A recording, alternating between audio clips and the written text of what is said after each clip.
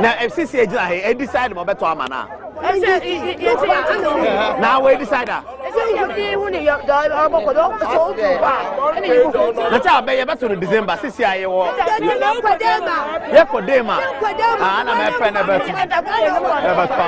Stay tuned to more from Constituency Watch.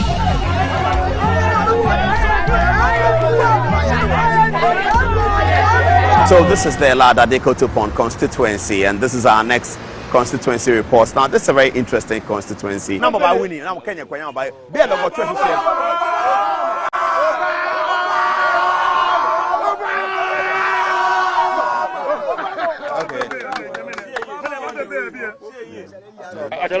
first any your la ko no twa boy Wizards Park and like on hour me to na la na kegbe na ono me intwa Engelbert wo hia team Engelbert enge bija striker aboji numwe aha no ni kan lego numwe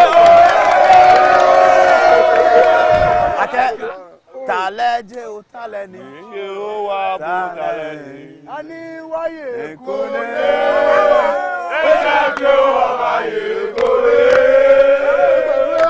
ani waye kone eja jo waye kone taleje o taleni o wa taleni ani waye kone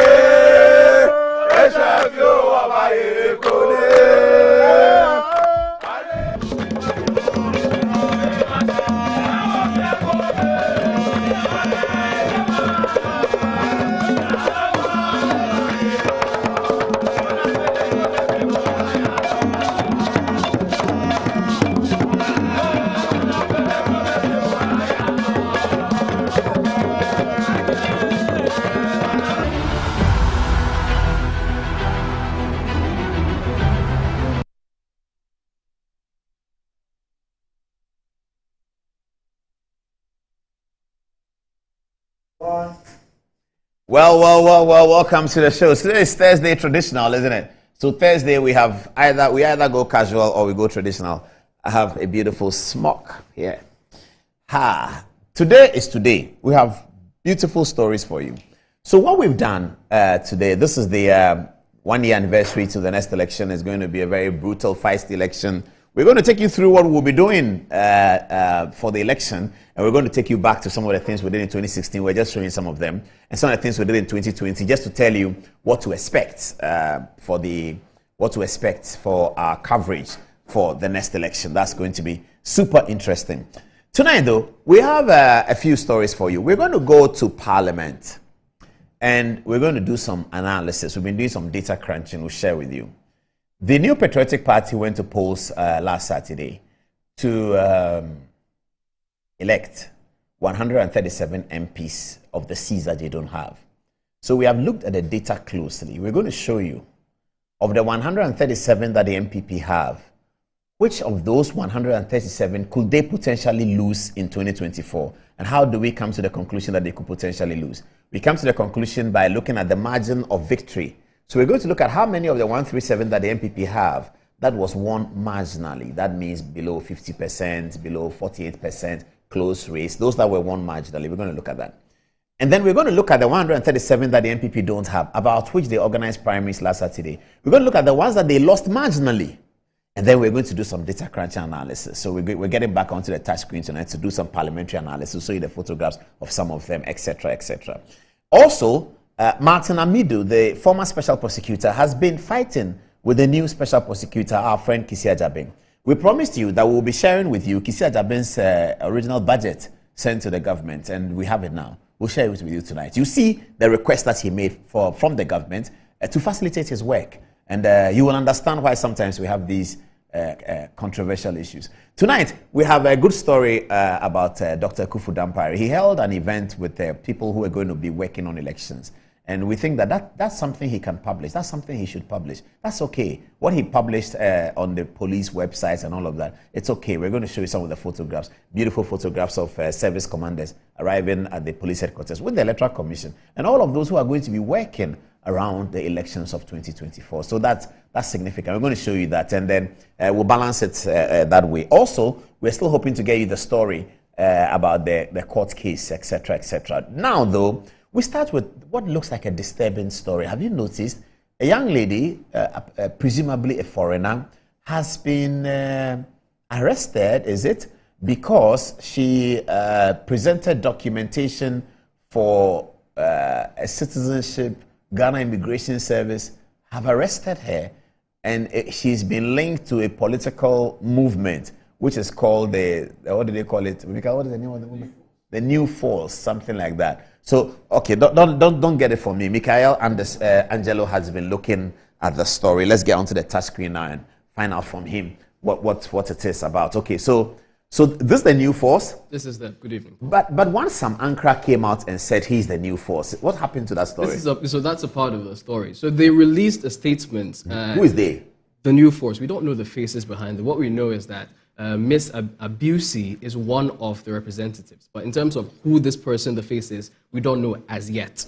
It's a political movement that says that they are rising because the people have lost faith in the political system. They've lost faith in the political actors. So really, they're here to sort of present a new, refreshing, presumably youthful face. But why do people think that the one behind the New Force is Nana Kwame Bediako, otherwise known as Cheddar? Because, you see, he has a certain sort of, should I say, aura around him. He's young, he's fresh, he's rich. That helps a lot. He's famous. He has great links across the globe. People think that if it would be somebody, who else but Nana Kwame Bediako, who not but Cheddar, who not but Freedom Jacob Caesar, who has over the years presented himself as Africa's liberator.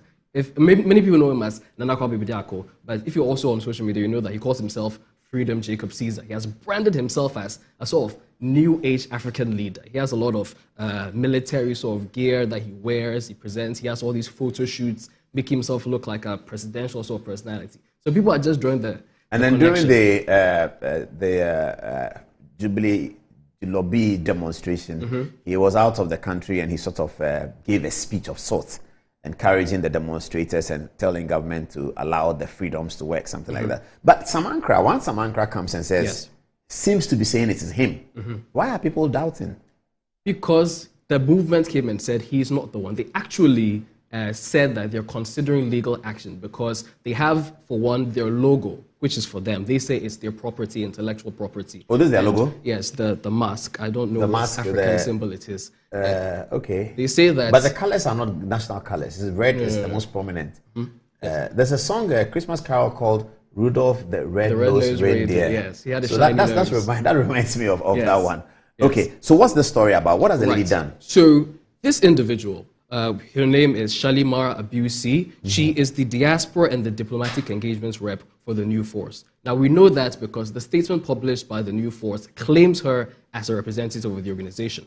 Now, she is in a bit of trouble because, okay, well, before that, let's just a bit of background on her. So she's a Belgian national, per her own reports. She also says she's an award-winning television personality and a former beauty pageant personality. She's also a model. When you go on her social media, you see that she's actually fairly successful. And she's an influencer, a lifestyle influencer. So I'm sure a lot of people are wondering, who is this white woman? Who is this person? So this is who she is. Summarily, the information is still scanty. But at this time, this is what we know. So this is a bit of her influencing work. She does, and for our older audience at home, influencers basically are people who sort of coach people on kind of lifestyle to live, whether it's health or fitness or fashion.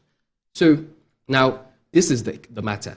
It says, this, of course, sourced from Graphic Online. It says that Belgian New Force spokesperson faces charges for allegedly falsifying student permits in Ghana. That's her trouble. So now, the article reads, this is a portion of the article. It says, in the District Court of Keneshi, Accra, legal proceedings have been initiated against Shalimar Abusi, a 30-year-old Belgian national, on charges related to the alleged falsification of a student permit in Ghana. Now, the problem is, she claims to have a legally, legitimately acquired residency permit in Ghana.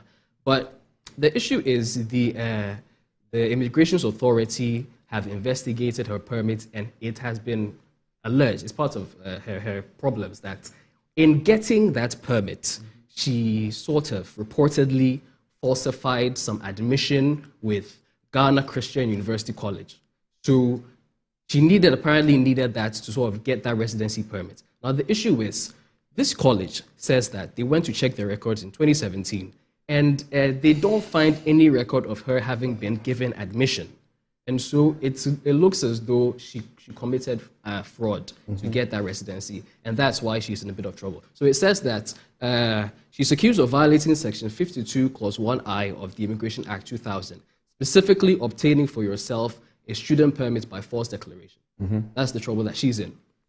So it continues. The charge says that with the intent to evade legal requirements, falsely declared herself a student of the Ghana University College on or before September 23rd, 2023, just a few months ago in the Greater Accra. Now, the accusation further contends that she knowingly made a false declaration, leading to the successful acquisition of student permits with the number, and I just put it out in case of some security issues. I blurted it. The legal action was initiated by the Ghana Immigration Service, and the case is currently under the jurisdiction of the District Court in Kaneshie. That's dated December 6th, just yesterday. Now, this is a bit of details on this issue. So she first came to Ghana reportedly in September 4 of 2017 by Kotoka International Airport. And she has been going out and about and have been in contact. Has she identified herself as working for a political movement? Well, the movement has identified her. And there have been some videos on social media where she speaks directly in relation to the new force, saying that the same issues, really reiterating it. But she's not Ghanaian. She's not Ghanaian. And it's actually a part of the presentation. Issues have been raised about it.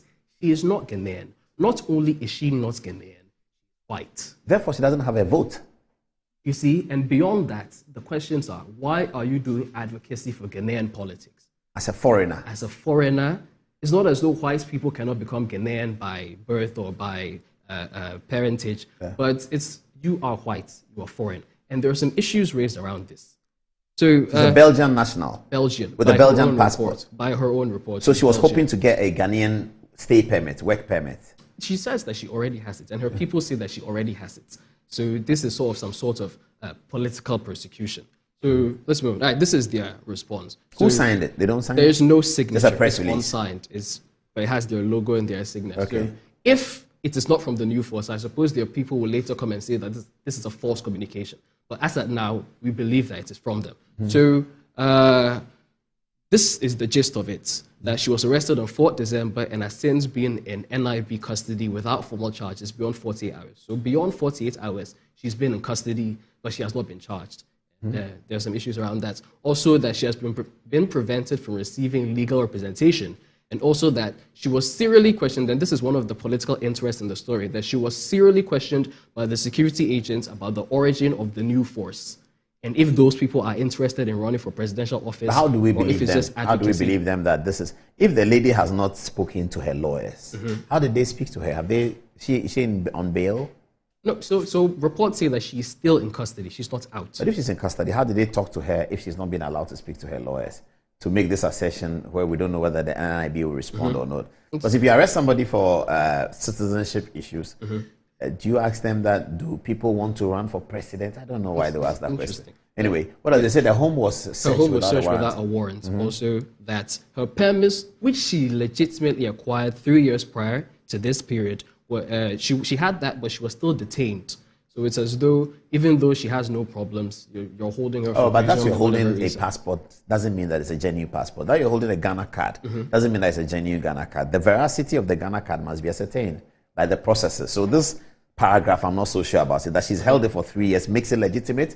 That's a fallacy. She has can't the say residence that. permit. Now, you can't say that you had a residence permit for 3 years, therefore it's legitimate. Once you come into contact with the law, they will interrogate the veracity of your permit. So if I am holding an American passport for 25 years, then I get into problems. So I say, where's your passport? I show it to them. They say, but who signed your passport? This is not the signature for passport. Then they can interrogate that and they can strike it out. That I've held it for 25 years does not legitimize the document. The document is legitimate because it passes the litmus test for legitimacy, not because you held it for long. So that's really a fallacy. Okay, and the other issue is that this arrest was arbitrary and politically motivated, and then the bigger issues is that it raises questions of government abuse and political persecution. Because she represents a political agency, it looks as though they're coming for her because perhaps they actually stand a great chance of perhaps defeating the NPP or the NDC in the election if this is a presidential run. It looks as though maybe some political actors are intimidated by them And so as we're seeing in the US situation, maybe people are going after them. That is what their release is saying anyway. Okay. Also, so these were some screenshots I took from an Instagram post from Shali Abusi's own Instagram, where she posted a video talking about the new force. Now, I found these interesting because people were commenting on her, the same issue you raised. So let's just read this. It says, "To be honest with you, I like you, but my interest in the new force, my curiosity and all the great attribution in me about the movement has totally disappeared after seeing you as a white person being the spokesperson. It's a big no-go area." She responds saying, "Too bad that someone who contributes to society, has the love for the country, has been living here and going through the same hardship in your eyes, is not worthy, quote unquote, because of color." So now the racism issue comes. Is color the only thing that makes someone accepted or part of a community? And then someone says she agrees with this concern. Someone says, "We love you, but this is wrong. You should not be their spokesperson." Someone says, "Even among we the blacks, this is also going on, so don't take it to heart." Providing. So people are split. Some people say, "Well, it's fine. You should be allowed." Well, I think that the philosophy behind the issue of having an interest is also drawn out of our 1992 Constitution in terms of the qualifications of members of Parliament. Okay. To qualify to represent a people in Parliament, you must either come from there linearly, or you must be living there for a certain period. So it's a sort of grounding your community of interest with the people. That a Belgian has come to live in Ghana for 3 years, and most likely not 3 years uninterrupted. She's gone and come, gone and come, gone and come for 3 years. Does not sufficiently ground her community of interest with the Ghanaian people to be able to make advocacy for a political party. Because when we make advocacy for political parties, it's not a 3 years program. You're talking about the history of the Danko Abuzia, you're talking about the history of the NDC, you're talking about the history of the CPP, and that is how you make a campaign for or against them. So we say that if you are an NDC, you say that NPP people, this is how they are. This is what they did. This is what Kufuor did. NPP are campaigning and say, vote for us because this is what Kufuor did. This is what Akufo-Addo did. For a foreigner who's been hanging around for 3 years, she doesn't have a sufficiently grounded community of interest with the politics of Ghana to be able to do this. So it's not a racism question. It's a question of interest and legitimacy. It's not so much about because you are a foreigner or that you are a foreigner means that you are not grounded. It is the grounded issue that we are discussing. That you're a foreigner is a sort of a sine qua non. It becomes a denominator to the question. So I think she's taking this quite wrongly, that it's an issue of color. No, it's not an issue of color. Even the foreigners who are here working for international companies, they are here. They may feel the hardships, but they don't have a right to vote. And that is why foreigners don't have a right to vote in another country. You can live in England for 100 years. If you are not a citizen, you don't have a right to vote. You will not have a right to vote forever. Would you think her intention is to naturalize in some way and then become a part of the landscape? Yeah, you can eventually naturalize, but the processes of your political expressions, manifestations, public acts in favor of a political party before the general public. So she's speaking for the party. So she's asking people to listen to what she's saying and decide to join the movement that is seeking to take up the reins of the government of Ghana. She's not qualified to do that. That's how I see it. But anyway, let's see what happens. So this happens today. This happened today. Yes. So this recently came out, just as about. So has this situation grounded the fact that the movement is for Cheddar? No, it's not clear. If Cheddar was a part of this, I would assume that, or at least to my thinking, he would come out and then try to make some moves and then advocate for her to be released. But as of now, I don't know if he has said anything. So perhaps he's not a part of it. Maybe not. But her family they've released a video. It's been put on some social media platforms of some media companies that the family members of Miss Abusi claim that she's been kidnapped by the government. Those are the words used. But that's what they put out. Yes. They say that. But she's still in custody of the NIB? Yes, as of now, she's not been let out. How many hours have they kept? How many days? It's actually been over 40 hours. But 40 hours? Over 48 hours. It's over 48 hours, so they should be charging her. Without charge. Yeah. Well, that's wrong. I mean, the law says you don't keep somebody for more than 48 hours, so that's very wrong. Perhaps that's why they believe that. That's why they're saying that's what they're calling a kidnap. Yes. Yeah. So but then NIB must, as soon as possible, as quickly as they can, Yes. Issue a statement or charge her or release her on bail. They have to do that. Because she's a Belgian citizen, we don't want this to become especially so. Because they really cannot keep her beyond 48. Okay, let's keep our eye on this one and see what happens. Is there anything else? No, this is just it. So this was about Dr. Amkra and then how he came out and then he claimed the mask, co-opt it.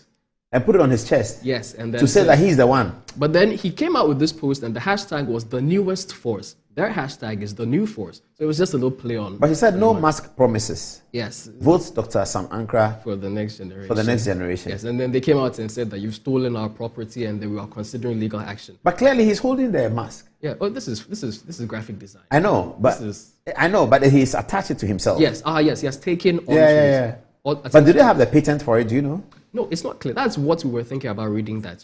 Maybe you came up with it, but do you have a specific outright explicit? But has Sam Ankra said to people that I am the one behind the mask? Has he said that? Has he said that? No direct sort of admission. It's like, yeah, it looks like they think it's me, so let me go with it. I've done this. I've suggested it in their minds. Now let me benefit from it. I see. That's interesting. Let's see what people are saying by text messages.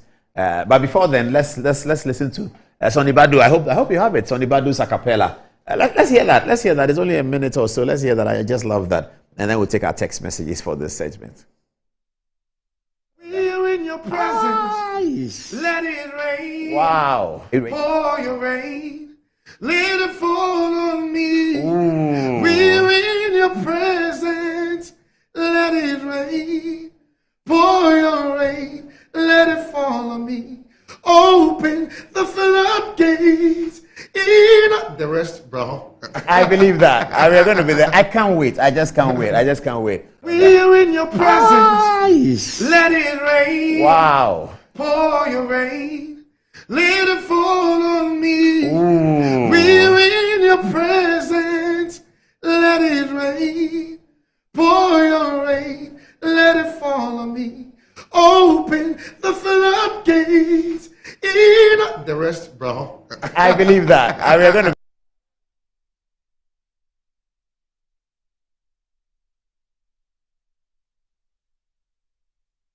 That was Sonny Badu's a cappella, and he's performing on Saturday at the Dome here in Accra at the International Conference Center. Let's take the text messages. Big stories coming up today. Office of the Special Prosecutor 1 puts Office of the Special Prosecutor 2 on canvas. What we are here today is to redeem our promise to you that we'll share with you the budget submitted by the Special Prosecutor, the Honorable Kissi Agyabeng, to the Ministry of Finance and the government. What is in the budget? What is in it? And then you see. Let's take our text messages on this one. And let's Fatty first. Okay, thank you, Paul. This is coming from Ya Papabi, and she says she claims to support New Force because politicians are not doing well in Ghana, but she falsified her documentation to stay in Ghana as a foreigner. Ya Papabi comes again and says, wake up Ghanaians, these new so-called forces are terrorists. You need to shine your eyes. And lastly, coming from Kwabena Denti, says this is one of the ways terrorists invade countries, and Belgium is one of the gateway for them. What do you have for us? Okay, so this is coming from Oheneba Kwekwa Mwako, and he says, Paul recently announced Iranian doctor in the United States has lost his eligibility to stay and work in the United States because he got the USA passport fraudulently, which he has held for more than 10 years. So we Ghanaians, especially the youth, shouldn't support this but must speak against it. Here in the USA, if you're a permanent resident, you are not supposed to be involved in the US politics. And then this is coming from Salim Idrisu. He says, beautiful smoke, Mr. Paul. What do you have for us? Okay, so Nanausu, all the way from the UK, says, Paul, I think England is different. If you are Commonwealth and you live in the UK, you can register to vote and you don't need to be a citizen of the UK before you can vote. Nana Kwame Loso says she is a foreigner, but she can be held to court decides. Real Maxby also says, Apostle Paul, please, is the so-called organization registered at the Registrar General? Let us go and read what Lee Kuan Yew did in Singapore. And then Kwabena Denti says not to play with the new force for security reasons because she should be dealt with properly. Angelo, back to you, Paul. All right. They were going to. I was going to take the story on the. Are you telling me something? Yeah, I'm going to take a story. I was going to start the story on the court ruling. Viewers, you heard the court ruling. So, Maureen, please take your position. Let's see the court ruling about the lady who said the gentleman bought a car for him. So we're going to take that very quickly, and then we also have another story on the MPP running mate We have Kisia Jabin and the OSP, and then the MPP data analysis of 137 and 137 and what happened last Saturday, what it means.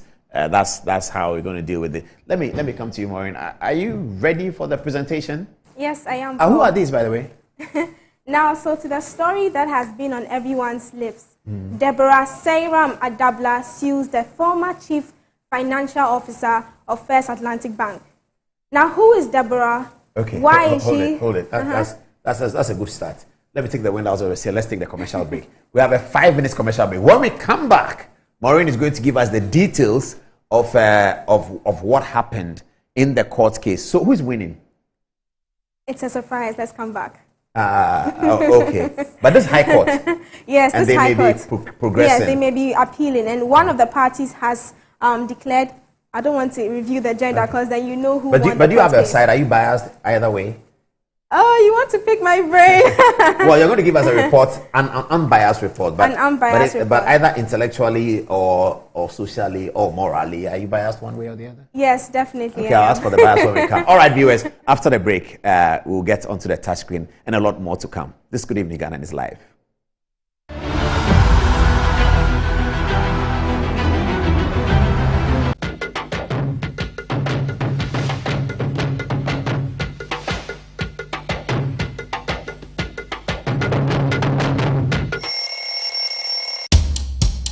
Anti-cavity, gum protection, brighter teeth, and fresh breath. I'm a fair missy way. Prepare bantama. Matias.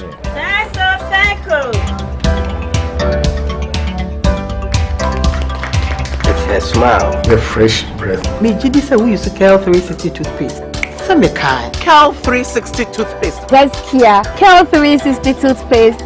It's a gum protector. Onim jom kasa. Ile kosen.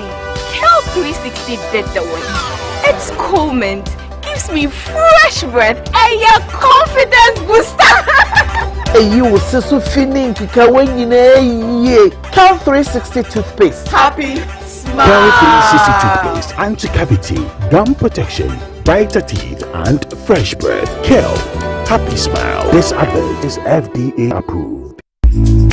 Good afternoon, Mr. Ampedu. Good afternoon, Mr. Asari. How is business doing? My business is collapsing. Why is your business collapsing? I sold my products and services to my clients on credit, and my debtors are not paying their debts. Have you heard of Rosic Consult Limited, a debt recovery company operating in all the 16 regions of Ghana? Not at all. Mr. Ampedu, all you need to do is to contact them on their customer service line. I recommend Rosic Consult Limited, a debt recovery company to financial institutions, businessmen and businesswomen, other companies, and also individuals. Rosic Consult has 98.4% debt recovery rate. We have professional debt recovery managers. You are assured of swift debt recovery. No recovery, no commission. For Rosic Consult Limited, no more write-offs. And we pre-finance the recovery ourselves.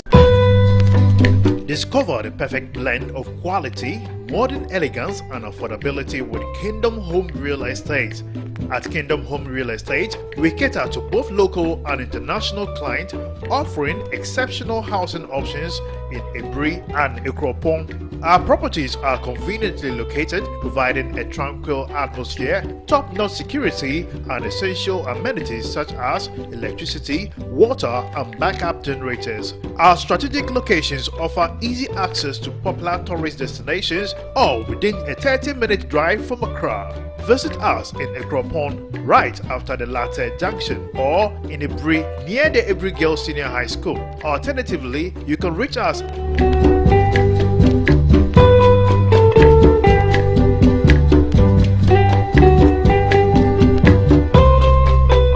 Kingdom Home Real Estate, where your dream home becomes a reality.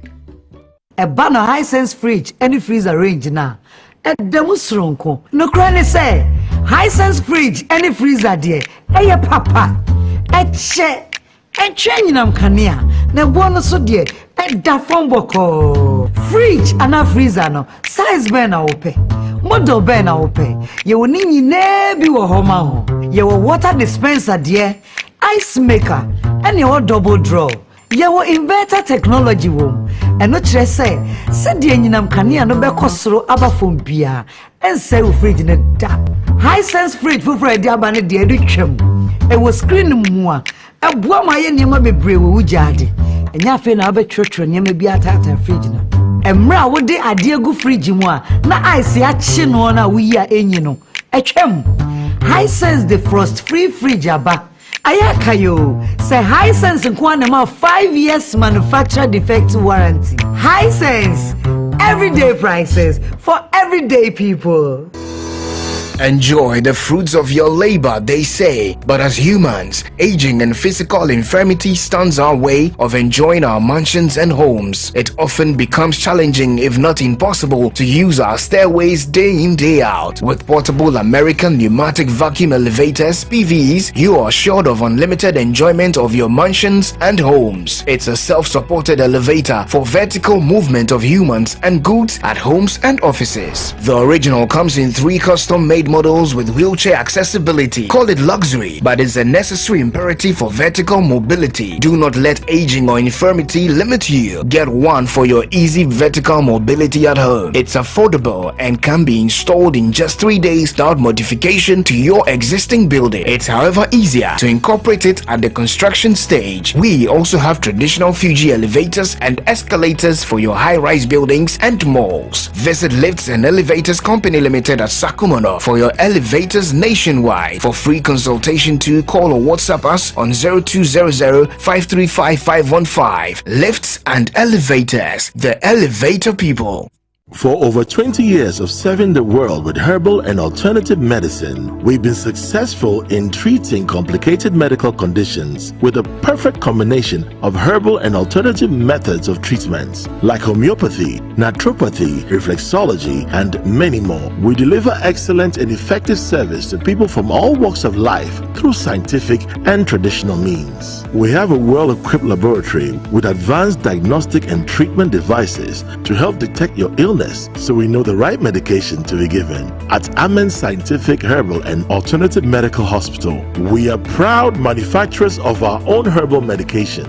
Our zeal and passion to save lives with our patients at heart and outstanding achievements since 1996 has won us several awards. That is why we say, go herbal, go Amen. We are located everywhere in all the regions. Amen Scientific Herbal and Alternative Medical Hospital. Allahu Shafi, God is the healer. Customer.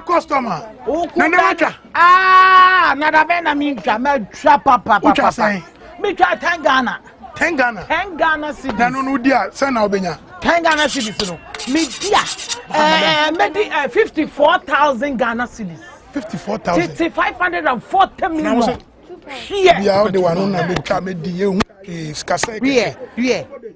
Ene na giga keka ade tena we. Tena wa boki. Ah, draw no na asase no we. Mami mi volume no.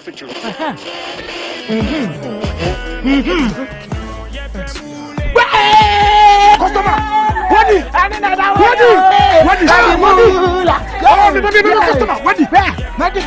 of our daily lucky winners. Dial *946# to play now. Or you can also play online at www.gamepackgames.com. Game Park is regulated by the National Lottery Authority. In giving than receiving. When you fear for you and cover the makers in the pneumatological abrasion of the Lord revealed unto me this night that me and my household should go out into the world and bless the world. Makers Electronics Company Limited. Up to 67% discount. Our selected appliances. This is what I call quintessential immaculatability. The Makers Electronics Company Limited. Taifa Burkina Highway. Amasama Zongo Junction. At the K Pharmacy Dining. Oyer Fateman Boga Junction. Ashaman Valco Flat. Kumasi. Ahinema Kokobeng. Asafu Bwachi Hospital Junction. Takradi. Number 9 Market. Tell mom and dad about the Makers Blessing Attack program. From 0552 222 253 and 0552 222 254. Terms and conditions apply. the 14th edition of Ghana's biggest award event, 14th Visa King RTP Awards 2020.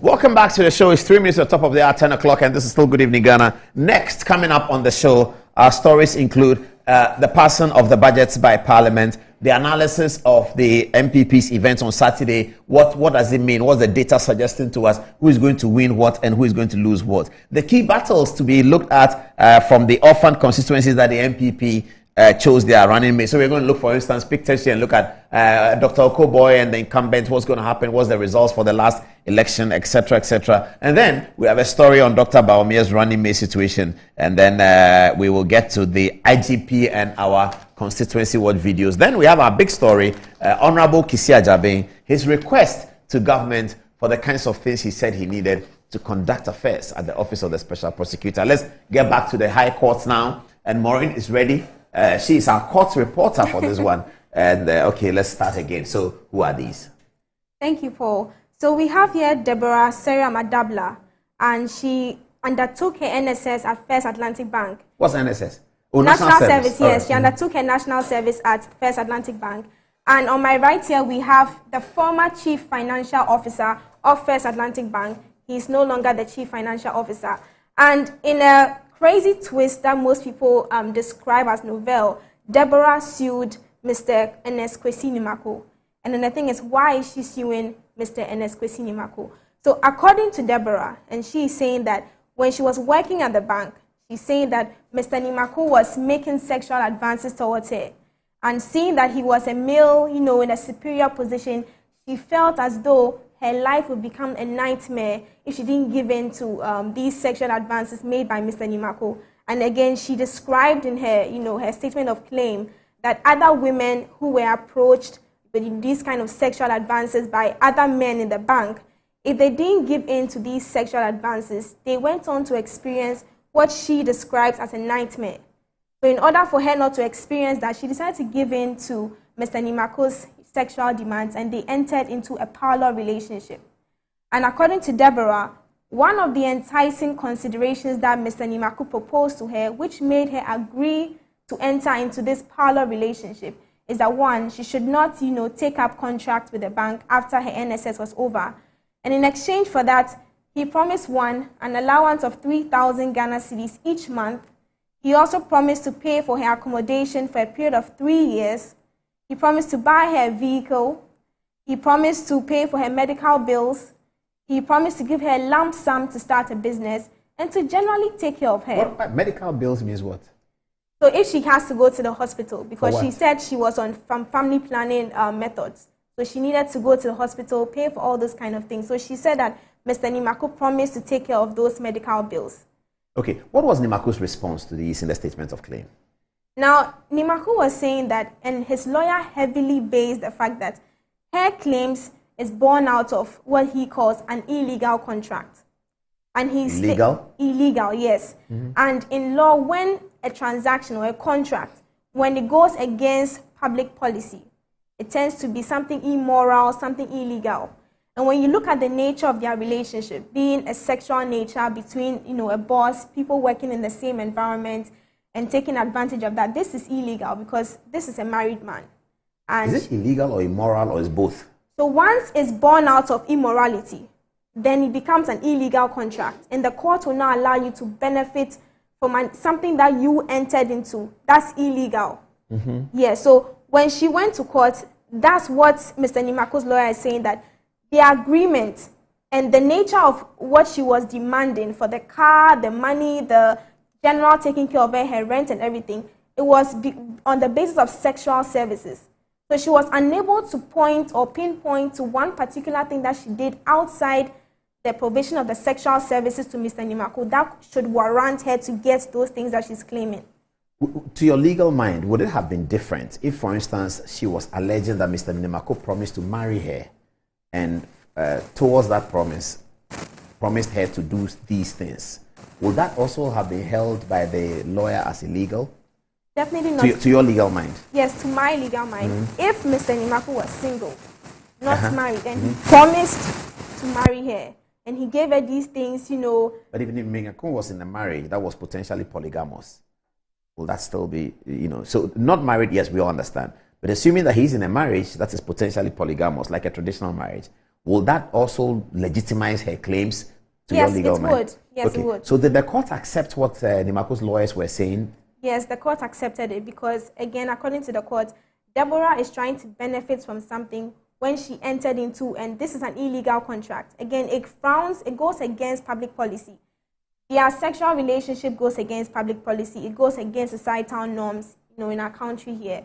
So she's not going to be allowed to benefit when she knows that I entered into an illegal contract, or what some will call an immoral contract, because morality is the basis here for judging that this contract that they had, goes against public policy. That's interesting. Mm-hmm. Assuming, without knowing, that her claim was different. Again, if she said, for instance, that Nimaku had employed her as a masseuse, and told us that he gave her the car, because I think she went to court based on the fact that Nimaku collected the car. Yes. Forcibly. How did he collect the car? So Nimaku bought her the car, Honda Civic, for a value of 120,000 Ghana cedis. And so when she was driving this car, she said Nimaku placed a monitoring device or a tracking device in this car. Oh. Yes. And she claimed that when Nimaku traveled outside the country, on days when she was even on the road, Nimaku forcibly stopped the vehicle with the use of the tracking device. And she says that was life-threatening because she was on the road, the car was moving. But is there something like that? But, yeah, you can stop a car remotely? Yes, you can. When you have that, now that's how people who do the Uber business, they're able to track where the driver is taking the car to. There are these devices. So if you feel like, okay, I've told the driver not to leave Greater Accra region, and you see him leaving, the device is going to alert you, and you can just stop your car immediately.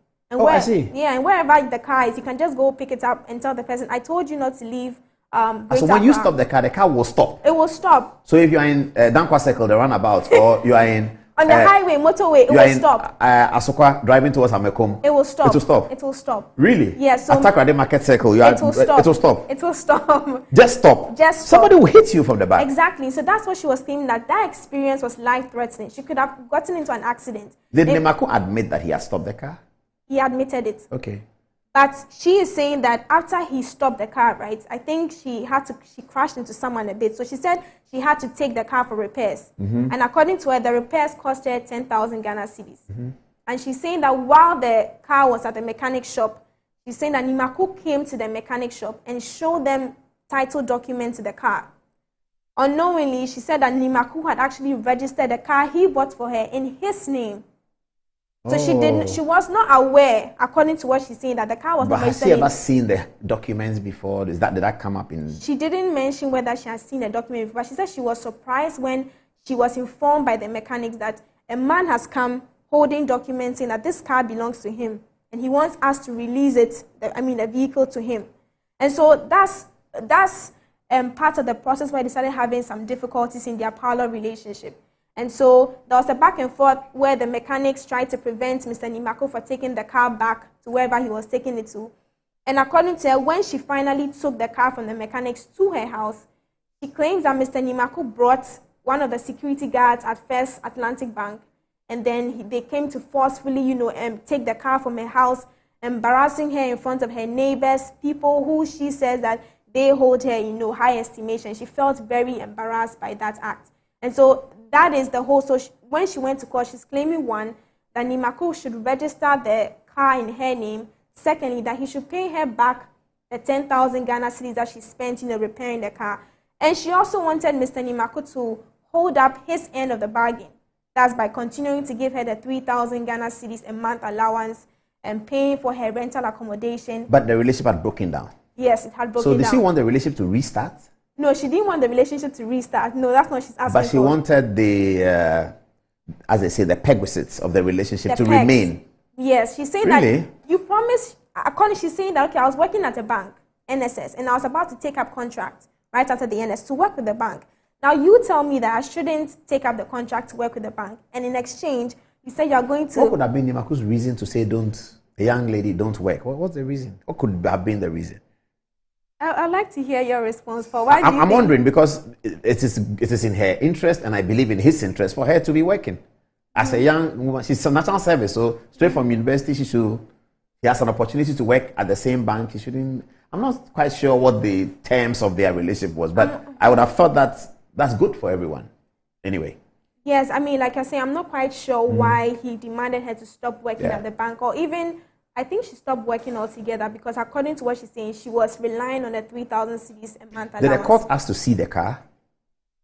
It's not clear. No, but the main contention, what Nimako's lawyer was saying was that they should strike out, her claim because it has no reasonable cause of action. So that's Nimako's lawyer's main claim. So what did the court say? In agreeing with Nimako's lawyer, what did they say? The court is saying that for you to have a reasonable cause of action, you should have a justifiable reason for the court to give you certain reliefs. And the reliefs being the many things she was claiming for. And now when the court analyzed their relationship, and again, the relationship is the basis on which she was seeking those things. That I'm in a parallel relationship with this man, and he promised to give me the allowance, the car, the rental, accommodation, the lump sum to start my business. And now we are having some difficulties, and he doesn't want to do that anymore, but he promised to do that for the next 3 years. And so please let this man that I'm in a parallel relationship with do these things for me. And the court is saying, no, this relationship that you are in with a man or that you were in with a man, it's immoral. It's a sexual relationship that is frowned upon by society. But that's the interesting thing. So the court identifies a wrong, but is unable to prefer punishment for either party. That seems to be what has happened. Or it's not that kind of wrong that warrants a punishment from the court. The so-called illegitimate, immoral, is not the kind of wrong that warrants a punishment? Is that what it is? You're saying, okay, so I get what you're saying, but right now the court, she's asking for something from the court. So either the court is going to give it to her or the court is not going to give it to her. Yes, and the court denied her. In fact, she even incurred costs. So she has to pay Mr. Nimako's team a cost, I think, 10,000 Ghana cedis. Oh, the 10,000 she wanted. They're asking her to pay. Yes, as cost. It's sad, but she has declared her intention to appeal as well. So she's not giving up, easily. So we're also looking forward to see the outcome of her appeal, how the appeal will happen during that time. How has social media responded to this? Social media has been really excited about this case. First of all, they are applauding her bravery for being able to take this man to court, and especially looking at the basis of their relationship. And people are actually saying that she has set like a novel, case. But now that she's lost. But now that she's lost, she's going to appeal, so it's not the end. Okay. But at the end of the day, it's also a wake-up call for other people in working environments or even other places that if you have this sort of parallel relationships, you should be ready to stick to what you said you would do, because if not, now someone can take you to court. What was Nimako's reason for wanting to change the relationship? Was there a reason? Did anything come up in the statement of claim? Yes, according to her, she said that Mr. Nimako wanted to have a natural carnal knowledge of her, which she refused. So that was when they started having difficulties. When she refused. It's in the claim? Yeah, when she refused. That Nimako wanted to have a natural carnal knowledge? Yeah. Sodomy of sorts? A natural carnal knowledge. That's how she put it? Yes, a natural carnal knowledge, yes. Oh, wow. And that is what she refused, and she's suspecting that's what created the problem. Yeah. Did Nimako respond to that in the statement of claim? Did she deny it? I'm sure he may have denied it. Yeah, but the point is that they tried to, she said they went to a restaurant to try and reach an agreement just to leave everything in an amicable way, but things went sour, and then that's when this whole stopping the car in the middle of the road, going to the mechanics, bringing a security man to take the car forcibly happened. So right now we are still waiting to see what happens when Deborah appeals the case. Has the appeal been filed, do you know? I'm not because they have aware of that. They have a length of time within which to file. Yeah, but I'm not aware of that. But definitely when the updates do roll in, we'll be back to give our audience an update. Let's see what our social media people are saying. Are you getting text messages on this one? Yeah. Okay, let's take two text messages, and then Maureen, thank you very much. Thank you very much. And let's hear your social media. What are people saying? Yes, Patty. All right, so Akesin Baba Taylor says, Paul, it's so pathetic. Most ladies demand from their boyfriends what their parents can't even afford in life. It's a sad situation. Coming from Joe Castro, he says, legally, all contracts are agreements, but not all contracts are contracts. This is also coming from winning team. He says it's time for the wife to also divorce him. Next time, he will appreciate what he has. Coming from Enoch Asante, he says he didn't want to continue an office relationship, hence he's promising to set her up elsewhere after the NSS. And lastly, coming from Nana Asari Echampo, he says, Paul, it's simple. The man wanted her gone from the bank so he can move to the new NSS girls coming in. What do you have for us? Okay, so this one is coming from Abdul. He says that, good evening, Paul. Domestic and social agreements are not binding. Deborah clearly knew what she signed up for. And then this is coming from Kofi Osewusu. He says, great presentation by this young woman. Paul is doing a good job by building these young women and men for the future. Awesome presentation. Okay. Well, Maxby says, and so if Ghanaians don't have short memories, no man would ever marry this woman. Peter Ryan is reminding us, and he's saying morality and legality are two different things. God's Way Salem says, I wish the court should always proceed in Tree or any local language the court finds itself in the jurisdiction that is in. Francis Boahen says, a verbal contract without a witness sounds weird. What should the court base on to rule in favor of the lady? Let's begin to think of it. Rel Maxby says again that this gold digger wanted to reap from where she had not sown. Was the lady to produce any evidence to her claims? This lady is indeed a gold digger. And good evening, Paul. Domestic and social agreements are not binding. And lastly, a free year says legally all contracts are agreements, but not all agreements are contracts. Angelo. Right. Lily Will says, Paul, this lady knows Brofopa. I like how she's choosing her words to suit the description of the situation. And Miss Nanaya Mensa from Asas. Yeah, compliments to you, Maureen. We also have from Mami Bedu. Watching? Oh, yeah, we love her. Nanaya Mensa, how are you? Okay, nice. I've been listening to you on Asasi Radio. Okay, please go on. Yeah, and Mami Bedu Joyce Nana says, hey, Paul, please, if you want to talk about the bank lady, just be careful, because that lady can finish you physically and spiritually. One woman is still at the ICU after she went to talk of Sayar's Matas Ball. That was even a physical bullet, but the spiritual bullet is not there, it's still there. Wait, back to you. Okay, so very little to say about this story, and I'm getting some text messages already about it. All right, now we're on 7th December, isn't it? 1 year from now, it's what time? All the time now, 10 o'clock. We'll be sitting here, and we can assure you that by 10 o'clock on voting day, we will have results for Korle Klottey constituency. Hopefully, we'll be declaring Ninoy Norte. Good evening. How are you? That's Korle Klottey's a new big deal. Ninoy Norte. So by 10 o'clock on voting day, we'll be able to tell you results collated at the Arts Center for the Korle Klottey Center. How many votes did Ninoy get? How many votes did incumbent Dr. Zaneto Rawlings get? 10 o'clock, 1 year from now, God willing, we'll be able to tell you what has happened in Labadi, whether it's been won by Mr. Nyanyofio or whether it's been won by the NDC candidate.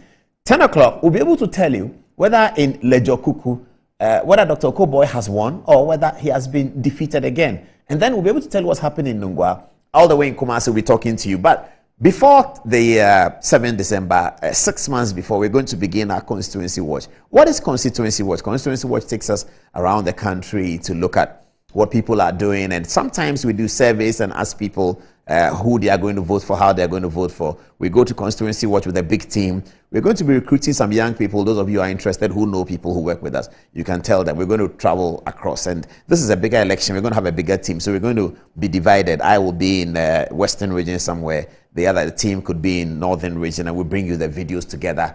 So you sit in Accra and get everything. We're going to have a real big coverage of the election, a Good Evening Ghana style. And we're going to be, in doing that, we're going to be working under the umbrella of Metro TV, who would also be giving us some responsibilities to do. Good Evening Ghana will be deployed. Good Morning Ghana will be deployed. The news will be deployed. And we're going to have a great coverage of the politics without prejudices, but with bias, but impartial all the time. So just to recapture some of the scenes and the environment of what we did in 2016 and 2020. Here's a 3-minute video put together, taking you back to 2016, then to 2020, and back to the studio to tell you a lot more about a year from now, what will happen. Here is the video from 2016. So we are at a very important place of the Sekondi constituency. Historically, this place is called Enamase, to wit underneath the fish. Let's go into the town, catch up with the politicians who are this time having meetings and thinking and guessing and strategizing for 2016. We'll engage with them and you find out what they say. You are still on Constituency Watch from the Western region. We'll be back.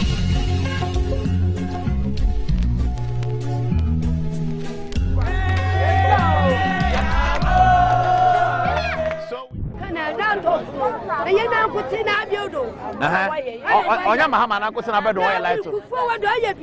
Kufo yebi. Wa any fear ahin. Anyo. Ekwen. 80. Eko 70. Aba sam na eka. Light off na work ade kufo na be light off. Answer them. Answer them. Answer them. E should wa product brade. Wa product brade. Now FCC agent he decide mo beto ama na. Now we decide that. Na cha be ye beto December sisi aye wo.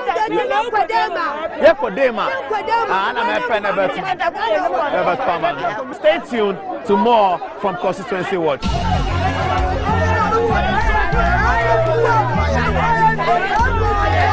So this is the Lada-Adekoto constituency, and this is our next constituency report. Now this is a very interesting constituency.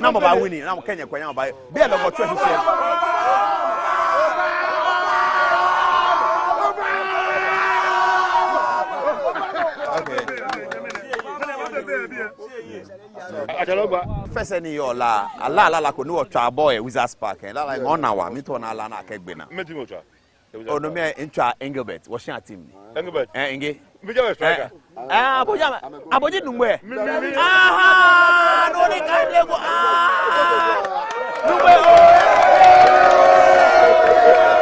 ate taleje o taleni o wa bu taleni ani waye kone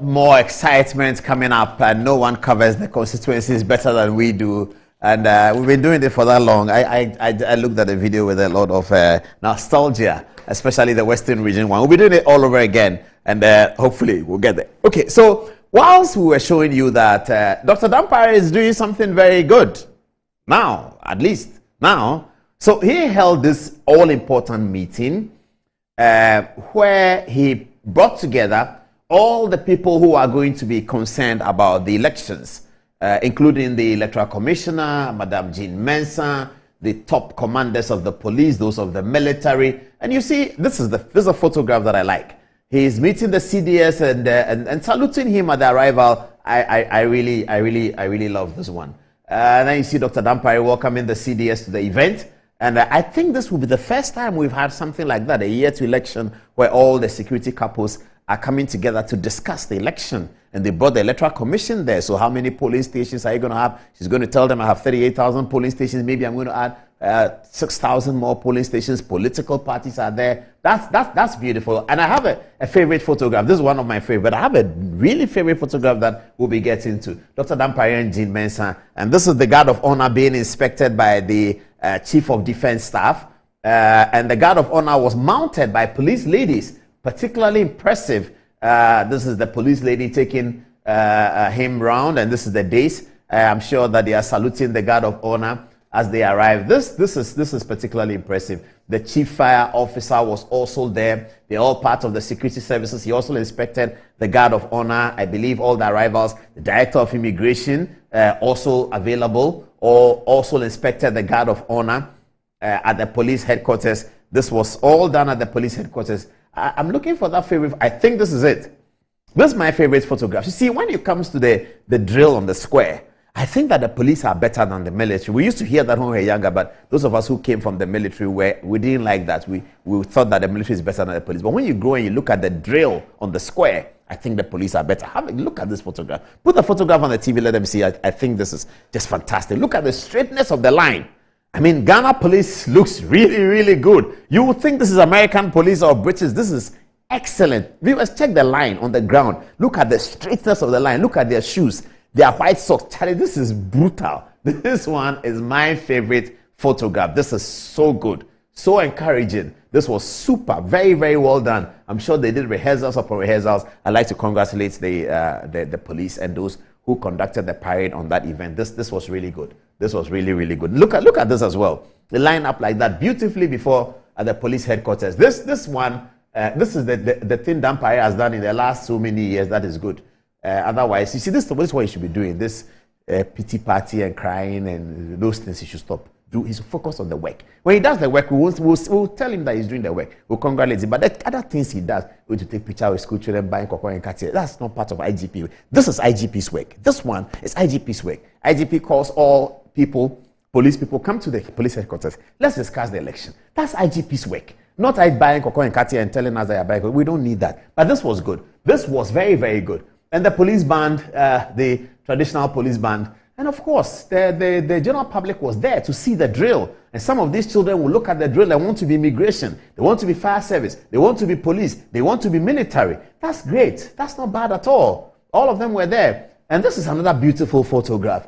The military. Oh, that looks like Colonel Amengo. Ah, I know him very well. Oh, if it's him, please, those of you who know Colonel Amengo, tell him I grew up with him in Burma camp. He was, his father was Colonel Amengo too. And I think he went to Garrison Primary. Later, I went to Bishop Herman. I used to visit him when he was in military academy. I've not seen him in a long time. Colonel, I salute you by the power of the resurrection. This Colonel Amengo, yes, I recognize him. I'm not sure what he's doing now. I'm sure he's commanding one of the important places there. He's always been an airborne force guy. You know, many years ago when Colonel Amengo was in the military academy, I went to visit him.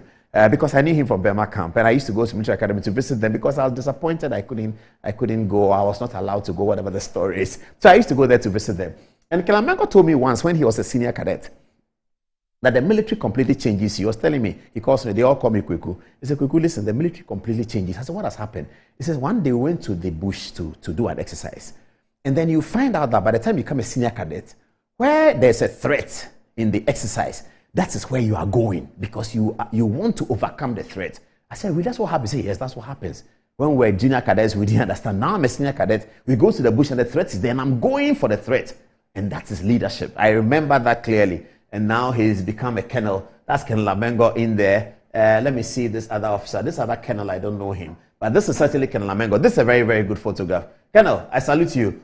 This is Dr. Dampare. He's praying to God, but this was a good. This exercise was correct. This exercise was correct. There's nothing wrong about that. And I'm sure this is the reviewing officer being told by the parade commander something. I didn't see Jean Mensah reviewing the parade though. Is it because civilians were not allowed to review the parade? Oh wow, this is fantastic. Look at the match. Take a look at this photograph as well. Can you put this photograph on the screen as well? Look at the matching. Look at the ladies. Look at the way they are striking it out. Oh, I mean, this is great. Well polished shoes. Oh, this is good. You can see the admiration on Jean Mensah's face. She's really admiring the police officers. Maybe she'll get one of her daughters to be a police officer as well. But this was great. Okay, so the point about this story is that election is 1 year away, and the security forces are telling us that they are ready for a clean and fair elections to occur next year, and no untoward situation will happen. That's the Dr. Dampare situation. Okay, let me get the last commercial break out of the way. When we come back, OSP's demands, Martin Amidu on OSP, and then the budget and the MPP story. Let's take the last commercial break now. We'll be right back after the break. Thank you very much for staying with us on Good Evening Ghana on a special traditional. Yeah, that's it. Yeah, I love the smoke, man. All right, see you.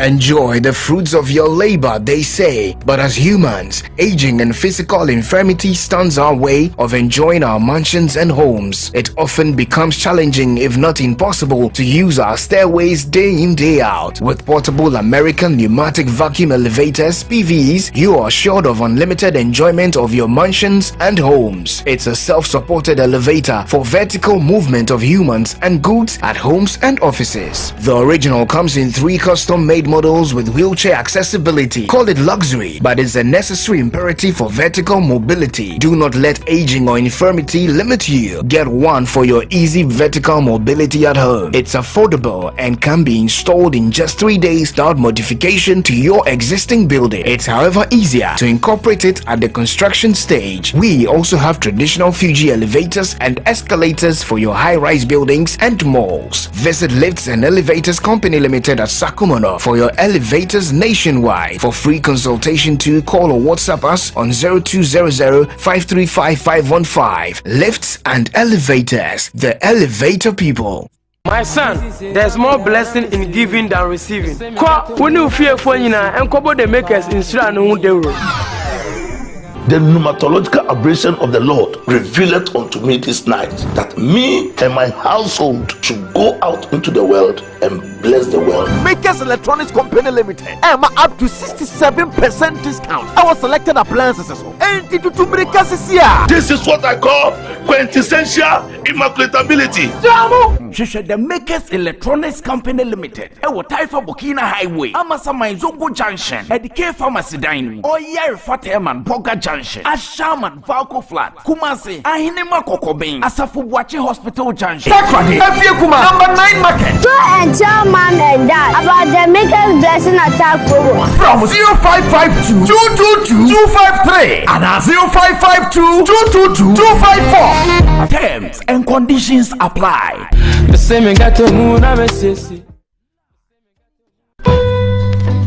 Discover the perfect blend of quality, modern elegance, and affordability with Kingdom Home Real Estate.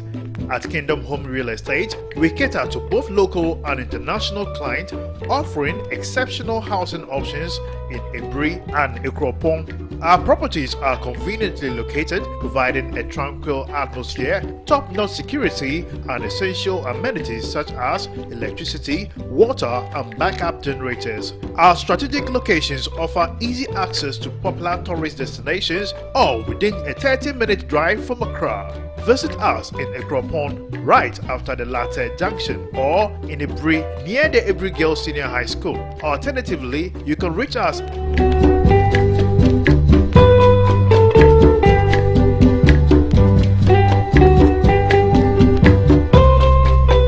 Kingdom Home Real Estate, where your dream home becomes a reality.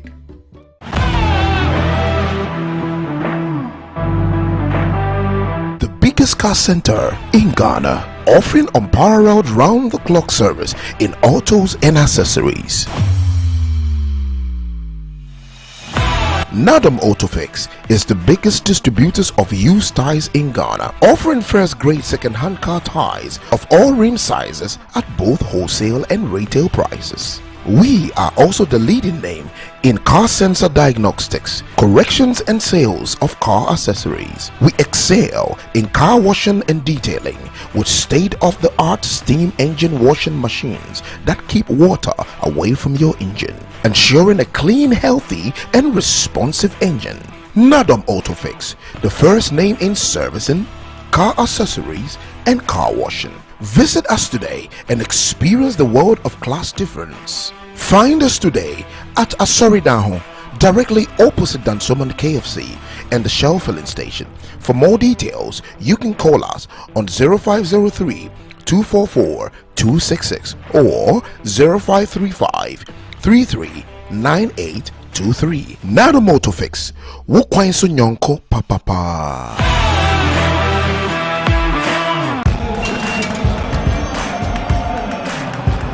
We are back bringing you the latest lineup from Betway. Betway starts strong with their front two with Free Play Friday and Swipe Bet. In the middle, you've got all the control with Cash Out and Build a Bet. Plus, with Win Boost, you can boost your sports bet. At the back, they have Smart Picks and the Partial Daily Jackpot. You always get way more with Betway. This advert has been vetted and approved by Anti-cavity, gum protection, brighter teeth, and fresh breath. I'm a fat missy way. Repacho Bantama. Machasi.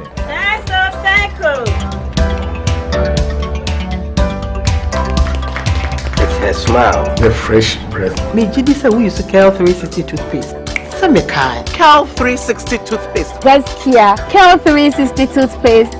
It's a gum protector. Onim jom kasa. Kile Hossein. Cal 360 did the way. It's cool mint.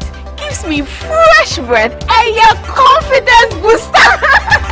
You will so feeling kika when you know Cal 360 toothpaste. Happy smile. Cal 360 toothpaste, anti-cavity, gum protection, brighter teeth, and fresh breath. Cal, happy smile. This advert is FDA approved. The 14th edition of Ghana's biggest award event, 14th Visa King RTP Awards 2023. The prestigious Visa King RTP Awards comes on at the Accra International Conference Center on the 27th of December, 7 p.m. It's a black tie event for all nominees. The best dressed lady and gentleman receive $1,000 each. Limited tickets are available on rtpawardsadafrica.com. The 14th Visa King RTP Awards is sponsored by Visa Care Award. Dial star 920 star 111 hash. Enter nominee code 223 to vote.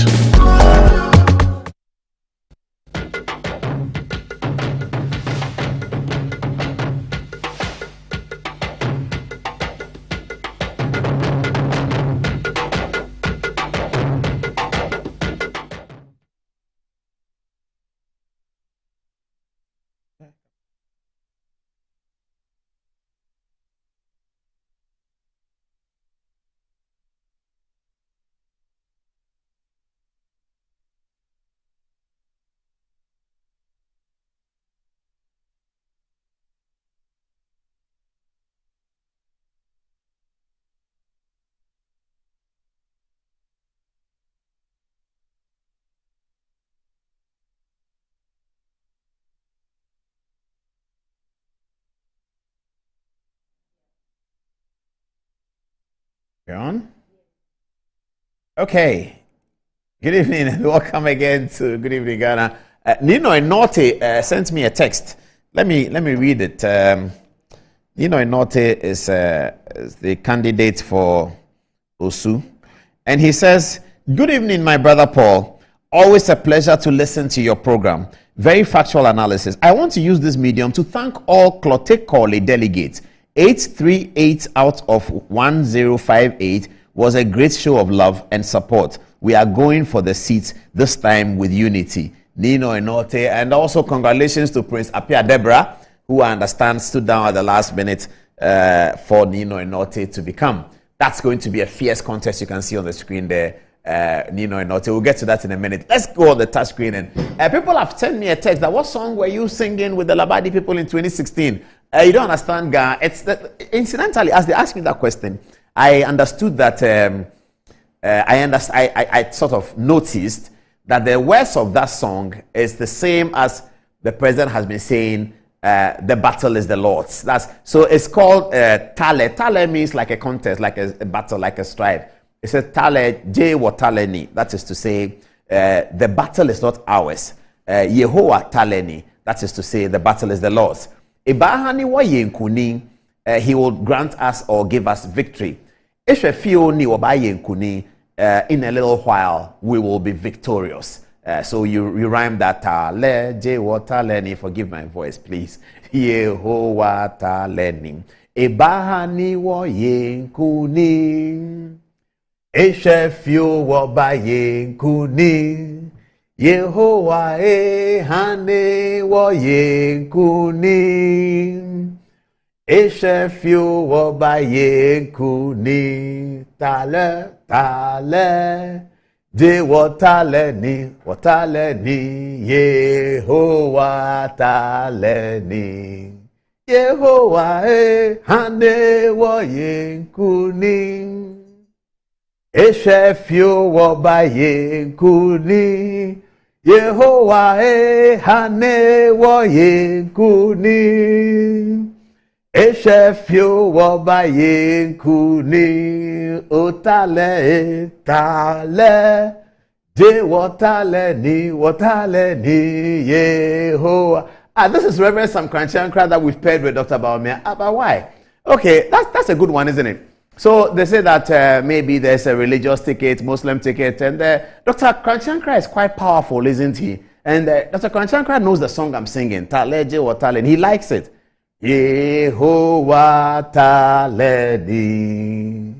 Yehovah hane wa yenkuni. Eshefio wa yenkuni.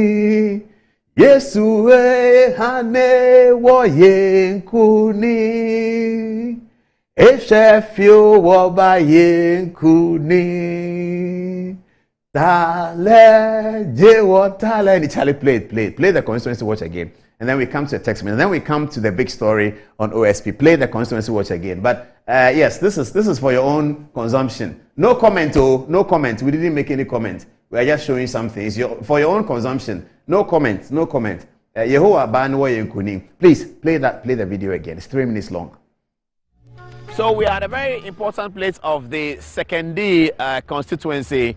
Historically, this place is called Enamase, to wait underneath the fish. Let's go into the town, catch up with the politicians who are this time having meetings and thinking and guessing and strategizing for 2016. We'll engage with them and you find out what they say. You are still on Constituency Watch from the Western region. We'll be back.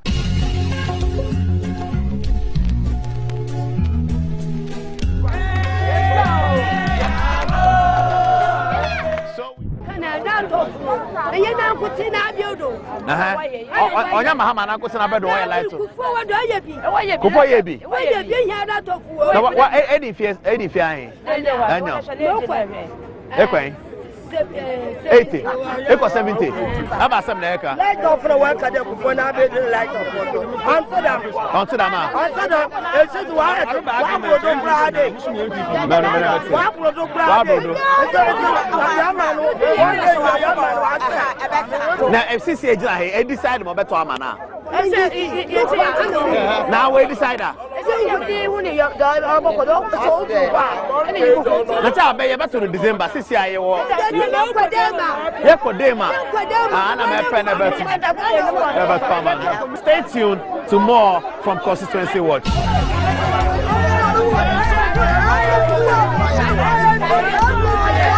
So this is the Elada Dekotupon constituency, and this is our next constituency report. Now, this is a very interesting constituency. Number by winning, now Kenya Kwanya by be about 20.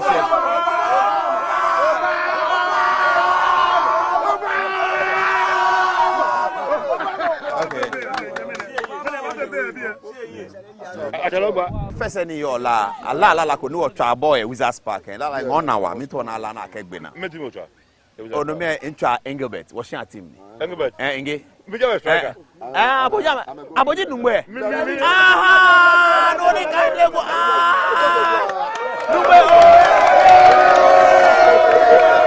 ake Taleje utaleni. Yehowa butaleni. Ani waye kone. Esabio waye kone. Ani waye kone. Esabio waye kone. Taleje utaleni. Yehowa butaleni. Ani waye kone. Esabio waye kone.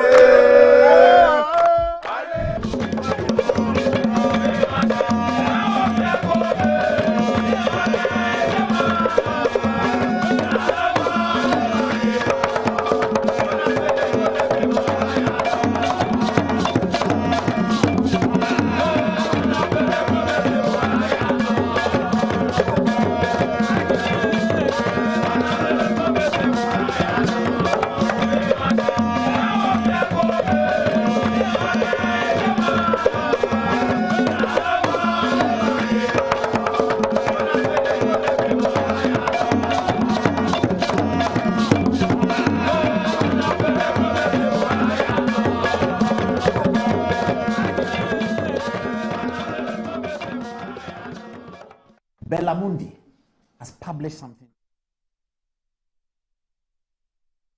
Welcome back to Good Evening Ghana, and our viewers cannot wait for the big story on the OSP's budget. So we'll take it now. Just before then, though, let's do some text messages. And let me begin with you. Am I starting with Fatih or Antoinette first? Okay, Antoinette, what do you have? What are people saying? Okay, so on the running mate parent story, Junior Akbar, all the way from Tamale, says, we believe that Dr. Bawumia already knows the person he is going to pick for running mate. As for us, we cannot decide for him, but for me, I wish he could pick Dr. Napo. Now, Miss Jerry has a long list of proposed running mate for Dr. Bawumia.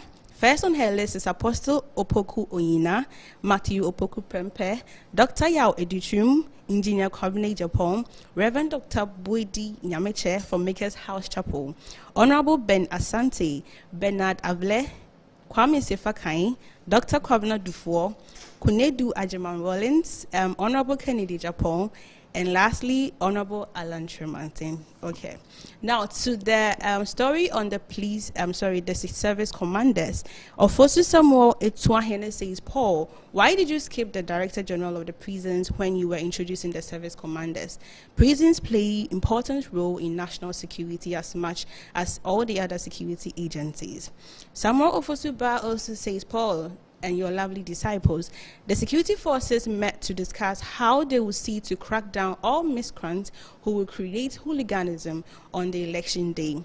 They have taken a laudable decision. The meeting must be shown on all the radio and television stations for the public to be aware and be disciplined. SC Esther says, Ghana is working, and I am very proud of my president and his vice, Dr. Bawumia.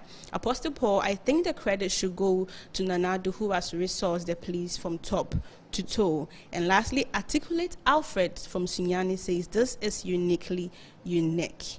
What do you have for us, Mami? Okay, so this is coming from Baba Taylor. He says, Paul, Dr. Bawumia is surely going to lead MPP to break the 8, irrespective of who is picked as the running mate.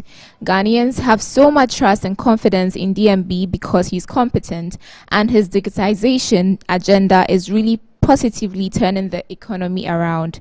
Anyway, his running mate should be from the Ashanti region, and he should only be Dr. Matthew Opoku Prempe. It is possible. What do you have for us? All right.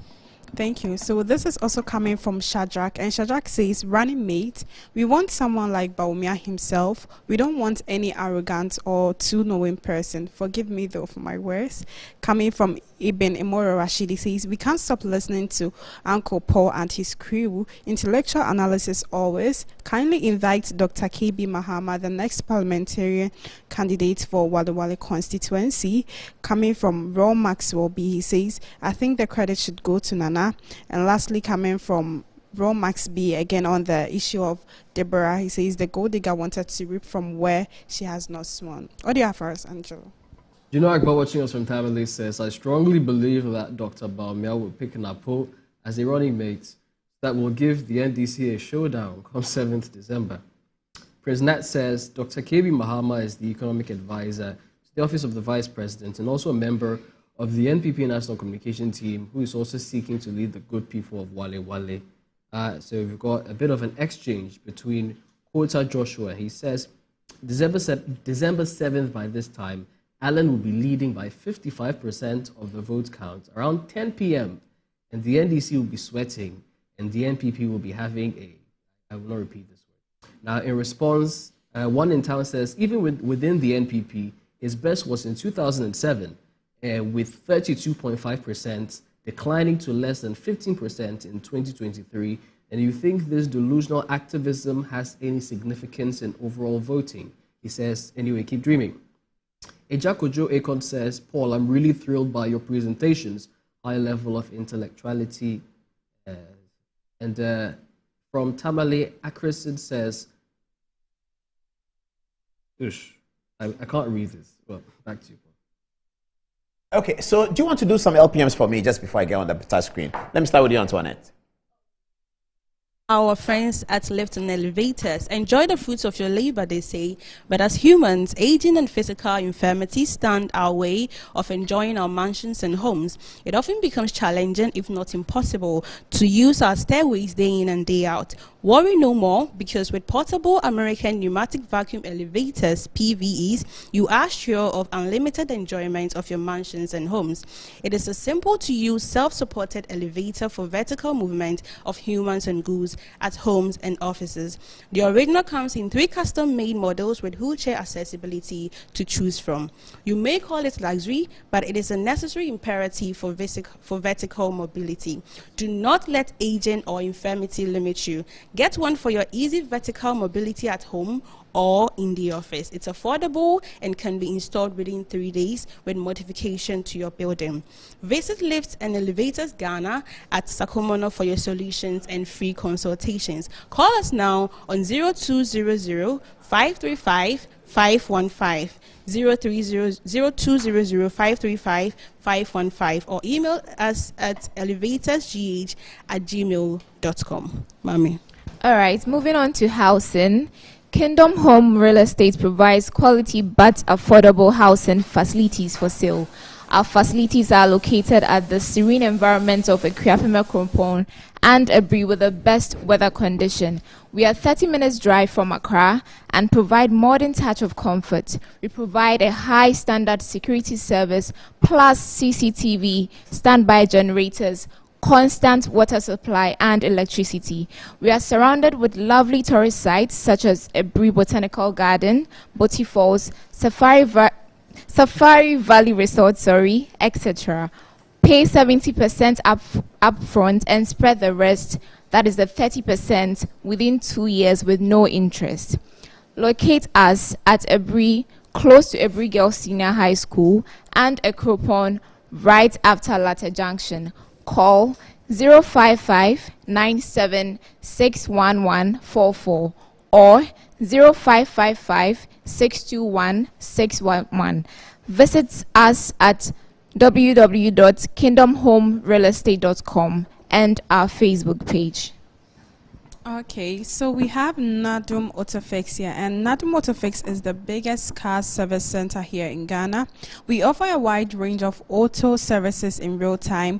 We have well-trained staff in various departments such as auto mechanic, auto electrician, straighteners, welders, sprayers, and bodyworks. At Nadum Autofix, we offer 24/7 towing services to all our clients, so we can conveniently bring your immovable car to our service center. Our services include car diagnostic, mechanical works, auto servicing and oil change, alignment and balancing, body works and spraying, car detailing, that is polishing interior and exterior of your car to look brand new, steam engine wash, that is washing your car engine without using water, and sale of car battery. We also have in-stock car tires of all rim sizes at a whole and retail price. We free fixing when you buy tire from us. We are the biggest distributors of used and brand new tires in Ghana, and you can use Metro TV as a reference for a special discount. We work 24/7, so you can drive through every time. We are located at Dansoman, Asori Danho, direct opposite to Dansoma KFC and Shell Fuel Station. Call us on 055-830-8340.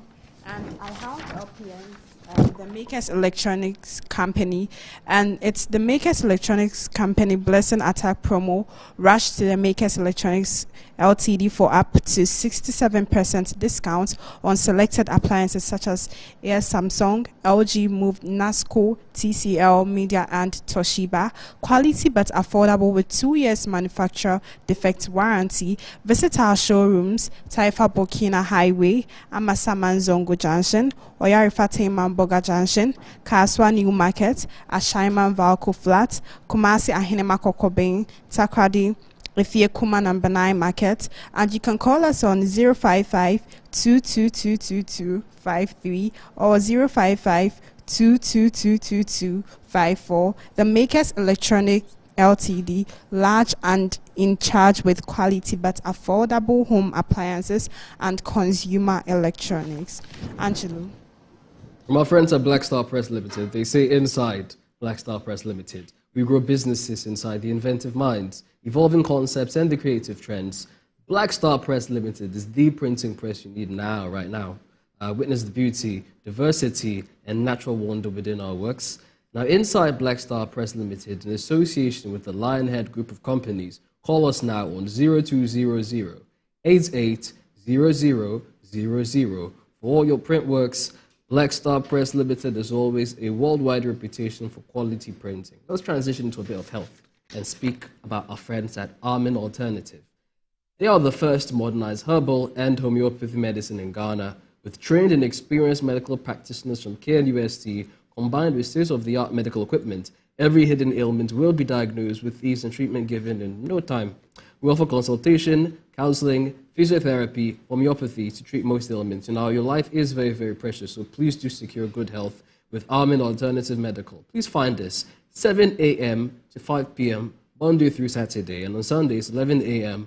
through to 3 p.m. And locate us at Klangon on the Lashibia Shaman Road near the Underbridge, and book an appointment with us on 0207 229 505 or 0244 227 192. As always, with Armin Alternative Medical, God is the healer. And lastly, Paul, this message just caught my eye. It says from Kwame Lee Frames, Paul, Adam is a running mate to DMB.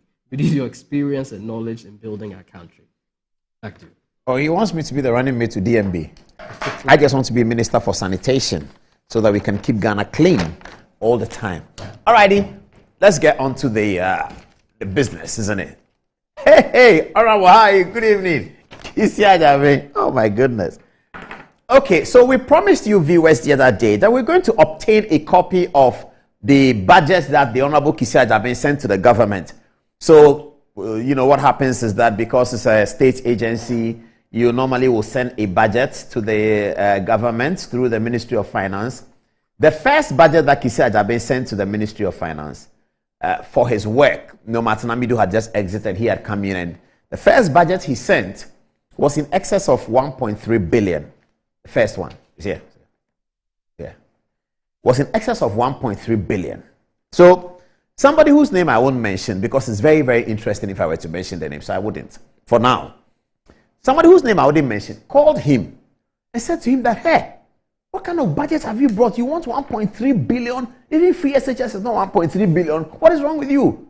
You want 1.3 billion for your budget, the Office of Special Prosecutor? So the guy told him, hey, this one will not pass. Even if this was the guy's words to him. He said, even if this gets to the media and it gets on social media, do you know what will happen to the government? How can you ask for 1.3 billion? What all the things in the budget? What are you going to use it for? Okay. So he changed that. Then he presented another one, which is still very bad, upon which he has been paid. So it's my pleasure now, ladies and gentlemen, to take you to the touch screen and show you the request that Kisia Agyabeng made of the government, which money has actually been paid to him. Okay, now this is the request he made. He wanted soft light body vehicles. So that he wanted 2 types of vehicles. Not that he wanted, he's been given 30 million Ghana cedis to do that in 2021. 30 million Ghana cedis to do his budget. About 6 million of it is just cars. At that time, the dollar was what? Whatever the dollar was, so almost $1 million just to buy cars. This is what Kissi Agyabeng did as a matter of record. As a matter of record. This is what Kissi Agyabeng did. He told the government that he wants almost $1 million to buy cars. It was 6 million cedis at the time just to buy cars. What cars were he going to buy? Here they are. First set. He wanted bulletproof cars and light body cars. Bulletproof cars and light body cars. I'm talking about Kissi Agyabeng's budget. He wanted a Lexus Sports 600. This one, the first one. It cost 1.0 million cedis? 1 million cedis? Yes, at that time. Why is a bulletproof one? Okay, this is the armored. Let me start with the armored. So he wanted the Lexus there. It is in his budget. An armored vehicle Lexus, armored. So bulletproof Lexus, 600, 1.4 million. Land Cruiser bulletproof. That's what he asked. That's what he was giving money to do. $1.1 million. Mercedes-Benz S500 bulletproof. That's what special prosecutor. What are you going to do with Mercedes-Benz S500? This whole country, only presidents may use a bulletproof car. The Inspector General of Police doesn't use a bulletproof car. The Minister for Defense doesn't use a bulletproof car. The Minister for the Interior doesn't use a bulletproof car. The Electoral Commissioner doesn't use a bulletproof car. The Attorney General doesn't use a bulletproof car. The Chief Justice doesn't use a bulletproof car. The Director of the BNI doesn't use a bulletproof car. The Minister for National Security does not use a bulletproof car. Kissi Agyabeng said government should buy him 4 bulletproof cars. What is he going? You see the kind of mindset why when we look at these things we get upset. This is the kind of mindset of, and you see Kissi Agyabeng is going to do, no young man will be appointed to anything. Yes, they will say small boys. How can you even make this request? In fact, people were concerned about the request. They said, okay, if you say you won't give him the money, they will say that you are not supporting anti-corruption. So pay him the money. Now tonight, I'm calling on the Auditor General to go and audit Kissi Agyabeng. Otherwise, we're going to write RTI to him that he should tell us whether he has bought the bulletproof cars and where are they. Because this taxpayers' money. This is what Kissi Agyabeng did. This is the budget. It's here in black and white. This is the budget. This is it. This is a document that he sent to government that these are the cars he wants. Lexus Sport, it cost 1.4 million Ghana cedis. One car, 1.4 million Ghana cedis. That's the budget Kissi Agyabeng was given. This is what he says he wants to use for his office of the special prosecutor. This is what he wanted. Lexus 1.4 million, 600, one car. Land Cruiser 1.1 million, armored car, one. Mercedes-Benz 2 million, armored car 2 million. 2 million. How many hospitals would that build? These days, the politicians say that. How many free SHS people would that take care of? Kissi Agyabeng wanted, his budget is bigger than the Chief Justice budget, bigger than the Attorney General, bigger than the policeman IGP's budget, bigger than the CDS, Ministry of Defense, because he's buying one car for 2 million cedis. I don't even know why the government agreed to give him that money. I'm very worried that the Ministry of Finance gave him that money. But why wouldn't they? Because if you don't, he will go and do press conference and say that you are not supporting anti-corruption. Why? Kissi Agyabeng has 80 media research people. Kissi Agyabeng publishes everything that he's doing. When he was going to Cecilia Dapa's house, he published it. Why hasn't he told you journalists, we journalists, that this was his budget? This one he has kept a secret. This one is a secret. He comes across as if he's very transparent. As for him, he will do press conference. What did he say the other day? Abua Onidua. Please get that tape for me. Get it ready. That thing he said, Abua Onidua, and you come to take taxpayers' money, 2 million to go and buy one car. You come and stand in front of us and pretend that you are honest and you are crying. Abua Onidua. Abua Onidua, you've collected 2 million of our tax. 2 million. One car. Kissi Agyabeng. 2 million. One car. Mercedes-Benz S500. 2 million. Armored car, one car for special prosecutor, one car, 2 million. Armored vehicle, BMW 750, 1.6 million. So viewers, look at it. 1, 2, 3, 4 cars. It's not the end of the story. It is not the end. This is what Kissi Agyabeng said. This is the government has given him money. 6 million to buy cars in 2021. Has he bought the cars? Is the money with him? What has he used the money for? His total budget of 30 million. The government has paid to him. And if you look at the 30 million, if you look at the budget here, security camera. He has about 3 line items of security camera. I'm not done. No. Today is cars. Tomorrow we go to security camera. we are going to analyze the 30 million, everything that he said he wanted, because we don't want dishonesty in this country. We don't want high public officials to indicate any modicum of dishonesty. We don't want that. Dishonesty is, why am I calling it dishonesty? Kisi Ajabe publishes everything. Everything, even when he's going to conduct a search, the things he shouldn't publish, he publishes. The things that he publishes and therefore he violates the innocent until proven guilty rule. Those things that he publishes and violates the rule, he's happy to publish. This one, the most important, how he is appropriating taxpayers' money, he doesn't publish it.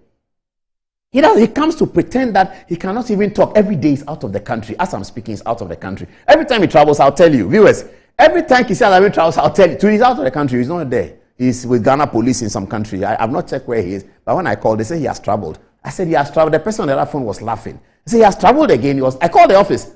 I said, I'm talking to our special person. This is Paul Ademochi. They said, hello. I said, yeah, hi. This is Paul Ademochi. I want to talk special. They said, sir, please, he has traveled. I said, he has traveled again. Then she started laughing. This is it. So these are the armored cars. 1, 2, 3, 4. He wanted. These are the light body vehicles. So you know how his garage is going to look like. So he has for every veneer of car, he has the armored one and he has the what I didn't even know that's what it's called. Like yesterday we were joking about this when we finished discussing this in the office and we're leaving. We were joking about it. So when we went down and I was starting my car to go away, one of them asked me that, is that your light body vehicle or is it an armored vehicle? And then we all laughed. What is this? What is this? Why are we running our country like this? Do we hate our country? What is this? And the problem is that, please get me the Colin Powell quotation. Get it ready. The problem is that these people always pretend, no, I don't need it now. Yes, but that one. These people always pretend. The people who are doing the most harm, the most evil thing, they always pretend that they are the righteous just so that they will scam people. That's the problem of this country. Not being there, and that's the problem of the media. The Ghanaian media, the modern media, that's the problem we all have. Not being able to break the facade, not being able to go behind the curtain and get to crack the character of the person talking to you and not be able to see hypocrisy. As is very obvious, they can't see hypocrisy. This Kisi Ajabe, this is what he wanted.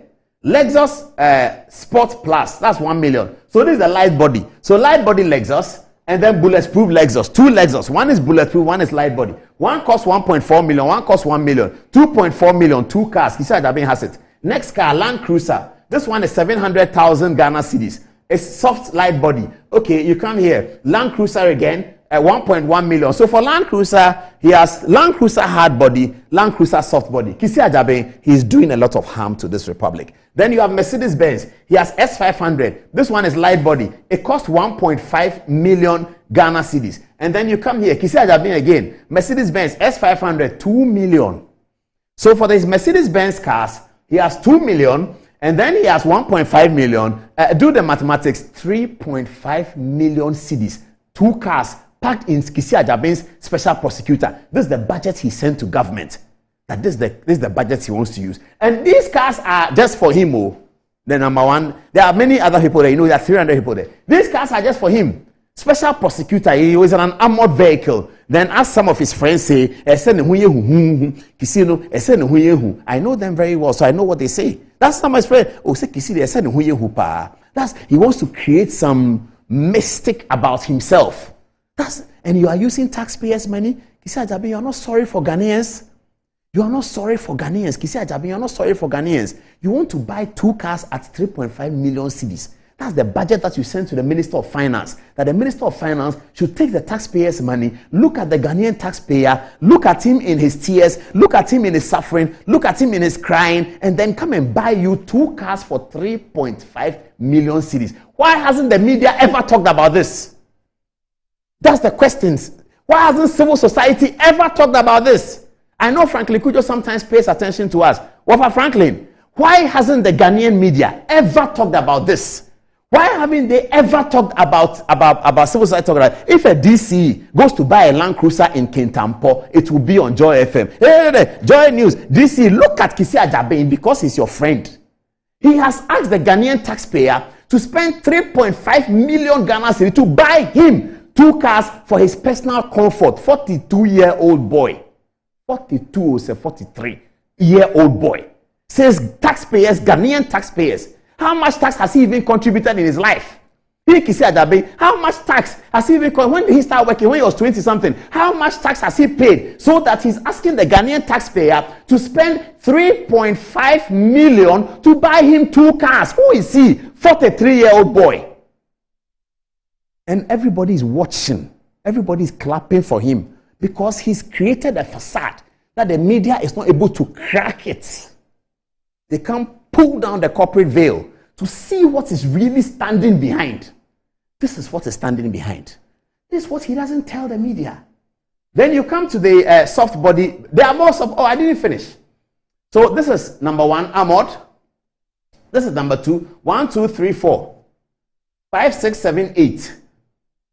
Then this is 9, 10, 11, 12. These are the rest. Land Cruiser Prado, 630. That's for his staff. Toyota Avalon. Toyota Land Cruiser Series 78. And then Toyota Land Cruiser Series 78 double. Then more soft body vehicles. Lexus Sport Plus. Okay, this is a soft body vehicle. I think we've done that already. And then this is a few more. Yeah, this is a few more soft. Honda Accord, Toyota Camry, Toyota Hilux. All together, Kissi Agyabeng was given 6 million Ghana cedis in 2020 to buy cars. Total budget for Kissi Agyabeng was 30 million. Why hasn't the media complained about this? Because we talk about whether government is supporting institutions of Commission for Human Rights and Administrative Justice, even though I'm fighting with Wital. I went there for my interview, my interrogation towards the Shraj Airport Christmas tree matter. I looked at their office. Commissioner for Shraj, are you listening to me? Look at your office. I looked at the office and said, oh, but this is not correct. Why is Shraj looking like this? From the car park, everything about Shraj is not great. From the car park to the everything. So I asked the government authority, what are you people doing about Shraj? Then somebody asked me that Shraj, I said, no, I was on trial. I complained to the government people that Charlie Shraj is not good. Kissi Agyabeng sits there and has collected 30 million and has used 3.5 million cedis to buy 2 cars, Mercedes S-Class, what they call a light body, and Mercedes S-Class armored car. And he sits in it at the back because he's special prosecutor. What work has Kissi Agyabeng done since he became special? Zero. What has he done? Charles Bisi was with him in court every day fighting. What has Kissi Agyabeng done? Then he goes to the other and takes cameras and takes a drone and show it to people publicly because he wants to cover up this 30 million. Some people will think he's a thief. I don't know that he's a thief or not. Some people will look at this and say that he's a thief. I may not necessarily believe in that, but they will say he's a thief. 30 million. He buys 2 cars. You look at you 43-year-old boy. You look at Ghanaian taxpayers' fees and use 3.5 million cedis to go and buy cars. His office building is 2.4 million. That's okay. That one is fine. Office building, stationery, whatever. Yes, he deserves a car. There's no doubt about it. I don't have any problem with he getting a Land Cruiser. No, that's fine. He deserves a car. Special prosecutor deserves a car. And he deserves more than 1 car. I agree with that. But not this car. You use 3.5 million cedis to go and buy car mienu cars 3.5 million cedis. Then he comes to stand there and pretend that he's some good. Have you got the tape? Is the tape ready? Please play the tape. The one he was talking about, whatever. Play it. Let people see the facade. I want to show the facade. Please play it. But there is doom looming ahead of us. That very soon, a murderer will boldly walk to court to seek an injunction. Should I feel frustrated and resign? I took an oath when I was sworn in.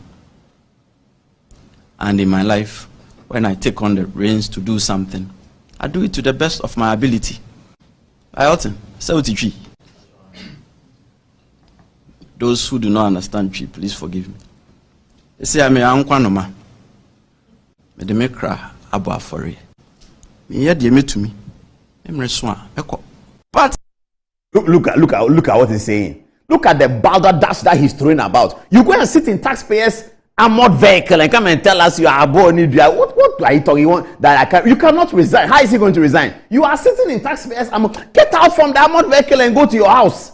You come and take taxpayers' money to go and 3.5 million to go and buy 2 cars and come and sit there and do Elton, OT3, balderdash like that. Who does he think he is? 43-year-old boy. You take taxpayers' money and go and buy armored vehicle. 43-year-old boy.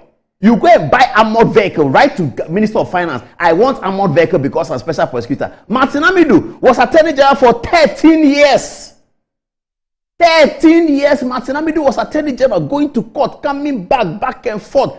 13 years, Martin Amidu was sitting there as Attorney General. He became special prosecutor. Did he ask for BMW 750, 1.3 million? Did Martin Amidu ask for that?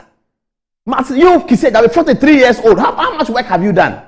Then you become a government something. You make them insult government people every day. You make the politicians look so bad. You heap insults on people.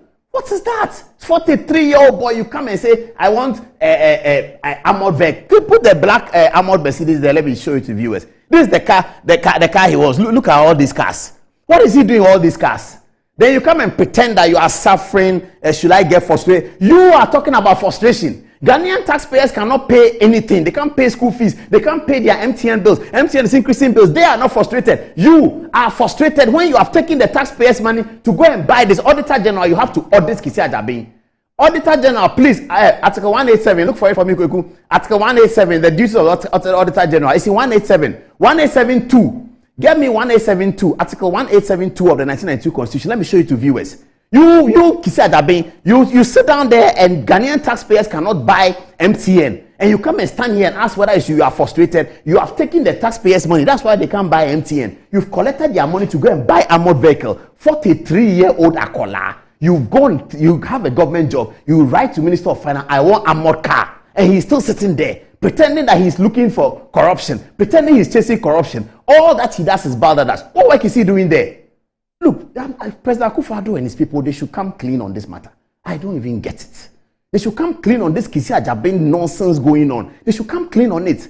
What's the president doing? What kind of 43-year-old boy come and ask you that, go and buy me armored car because I'm special prosecutor, and they agree? What is that? What is this with government? What is that? How can the government agree to go and buy him 43-year-old boy armored car? Is he all right? How does he even present a budget like that? I want an armored vehicle. Who does he think he is? And they've bought all those things for him. Everything has been given to him. All the money has been given to him. Then you come and stand there and say, there is doom looming. Who is doom? Go and bring the armored car. Then we'll tell you where the doom is. There is doom looming. And should I feel frustrated and resign? Look at it. Play the tape again. Let viewers see. Play last one. Play it. There is doom looming ahead of us.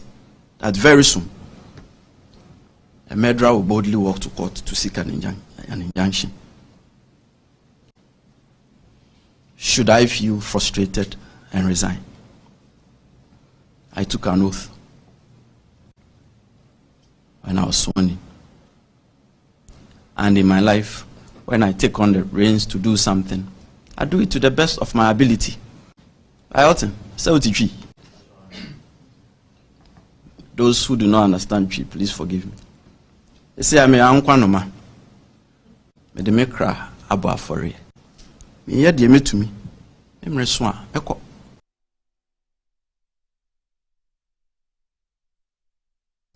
He said, "Ordinary cry about for it." Really? That's the most ridiculous statement I've heard in 2 decades. A man who takes taxpayers' money to go and buy a car, 3.5 million for 2 cars, says that I have sacrificed my soul for Ghana. And the journalists believed it. And that's my concern. Why hasn't the story come out? This story, why hasn't it come out? This Kisi Ajabin story, why hasn't it come out? He has been paid the money. The government has acceded to his demands. They have paid him the money. Where are the cars? Has he bought them? Does he use them? What does he use them for? Auditor General should audit these things. Article 187 should kick in. Auditor General should audit him. What's he doing with the money that government gave him? Or he thinks we're not going to go to that story. He thinks he's some ironclad man. He's so important. Nobody's going to penetrate. If all the media won't do it, we will do it. We'll do it. And the general public are interested because this is a matter of high public interest. How can you take taxpayers' money to do that? How can you even make that request? Are you sensible? You make that request, 43-year-old boy. You become special prosecutor, say, government, buy me S-class 500, 43-year-old boy. Then, what is this? Who do you think you are? Give me the text messages. Okay, this is coming from Lily Wells, and Lily says, but Paul, who approved the budget for him and how did he justify all those expenses? Coming from Dash Sinkoni says, the Office of the Special Prosecutor was initiated out of goodwill by His Excellency Nana Addo Dankwa Akufo-Addo to fight corruption, but the people put there to manage it are themselves corrupt. Also coming from Freeman Acapella, he says, this Kisia Jabenga is an apology of a special prosecutor. Nana Addo should just scrap that office and let's stop spending unnecessarily. Yakubu Adams also says, who watches the watchman? The special prosecutor needs to be investigated by other anti-corruption agency. Also coming from Lady Rose again, he says, what's he going to use all those cars for? Bennett Allen also says, will he use his earned hard monies to buy such cars? This is great financial loss to the country. And lastly, coming from Junior Akbar Tamale says, I think this OSP will not help the country. I wish I could have power to fire him. I would have done that so fast. What do you have for us? All right. So coming from Marfo Kweku Alexander, he says, it is not about the amount. The problem is that he has resources and he's claiming that he's alone. And Nyamiche says, Paul, the government shouldn't have given him the money. Blame them for this. Kofi Osei says that, good evening, Paul. That special prosecutor's office is a waste of taxpayers' money. What we needed was a fast-track high court. Antoinette. Okay. So Eric Azuma says, good evening, Paul. Please, are you mentioning the monies in the new currency? Please break it down for our understanding. The monies being mentioned in your presentation, I personally do not understand whether or not it's the new currency or the old currency. Kwame Lee Frem says, but all these plenty expensive cars for him alone or for the workers of the OSP. 30 million budget and he hasn't done anything. All he does is go on expensive holidays. He got to be investigated too. This is serious. This is coming from Nana Isiama Damwa. This is serious, and this government gave all this money to him. Oh my God. Now, Abdul Rahman says the special prosecutor is a clear case of who watches the watchman, and why should the government give him all of these things? Junior Akbar, all the way from Tamale again, says, I think this OSP will help this country. I wish I could have the power to fire him. It's crystal clear there is no smoke without fire. Ghana, my motherland, very, very sad. Honorable Mahama says, Paul, I think the attack on the OSP is becoming too personal. You are indirectly saying that the president is wasting the taxpayers' money because he is the one that appointed him. Yamicha says the OSP is a nation wrecker. They should have given him one of our Kantanka cars and the country would have benefited small. And lastly, Kofi Bweli says, good evening, Paul. You've made this issue super personal. I think his age has nothing to do with his work. And I also do believe that his budget is so because of the nature of his work, which is corruption, so that he would not be corrupted. Angelo. Yamiche says this should be in the news tomorrow.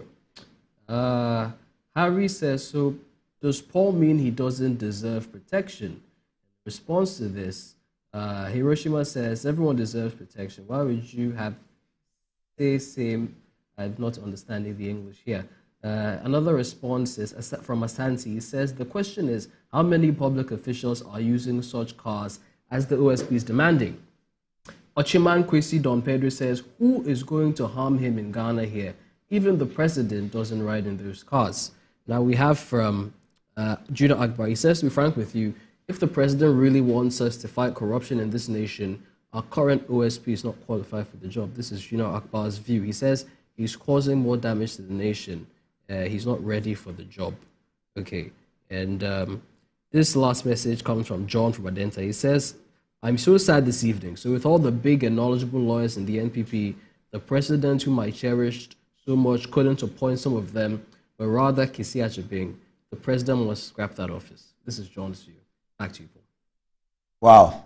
So we are not going to stop now. Today is CAS. Next time we'll come to the CAS is 30 million, by the way, viewers. It's 30 million is what was used for the CAS. 30 million. That's somebody sent a text, didn't Antoinette, who said he wanted to understand the currency. It's 30 million Ghana cedis in 2021. The dollar was 5.6. 30 million. That's what he spent on the cars. 30 million. Kisi Ajami, spent your taxpayer. You a nice taxpayer, Spani. He said Ministry of Finance should buy him that. You can blame the government and you can also understand the government. You see, if the government doesn't do that, he will go and do press conference and he will have his 80 media people to put out on social media and various platforms that government hasn't paid him his budget. Government hasn't paid him his budget. He won't tell the people that in the budget he's asking for bulletproof X600 Lexus and then S-Class and Land Cruiser. He won't tell us that. This is the facade, and this is what we need to deal with. Okay, on this note, we have to end the program here. Thank you so much for staying with us beyond 11 o'clock. It's always a pleasure to come your way with Good Evening Ghana. You support us anyway, and you criticize us too. It's your criticism that makes it work for us.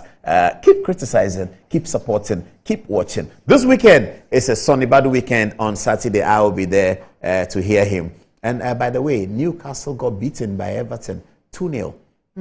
English Premier League is getting into something. Did you see Man City losing the other day? And did you see Arsenal's big victory? What happened? 3-0. Oh, Newcastle were beaten 3-0 by Everton, the same team that beat Manchester United and disciplined them the other day. By the way, yesterday Manchester United won. Garnacho. I was going to say something about Jude Bellingham and then I bet the Pele story. Maybe we'll take it up on Thursday because we don't have time. It's a pleasure. Thanks for watching. Good night.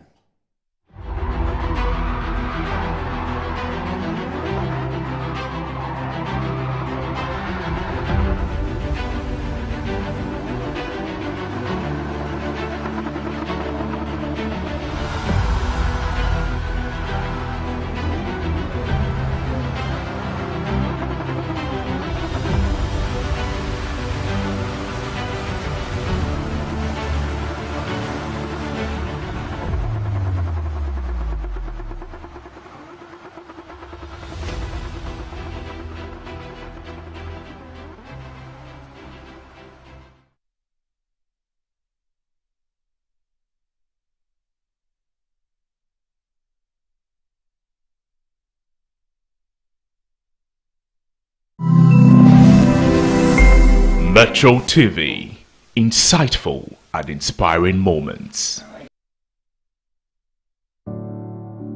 Has Christianity always been one of the religions in the world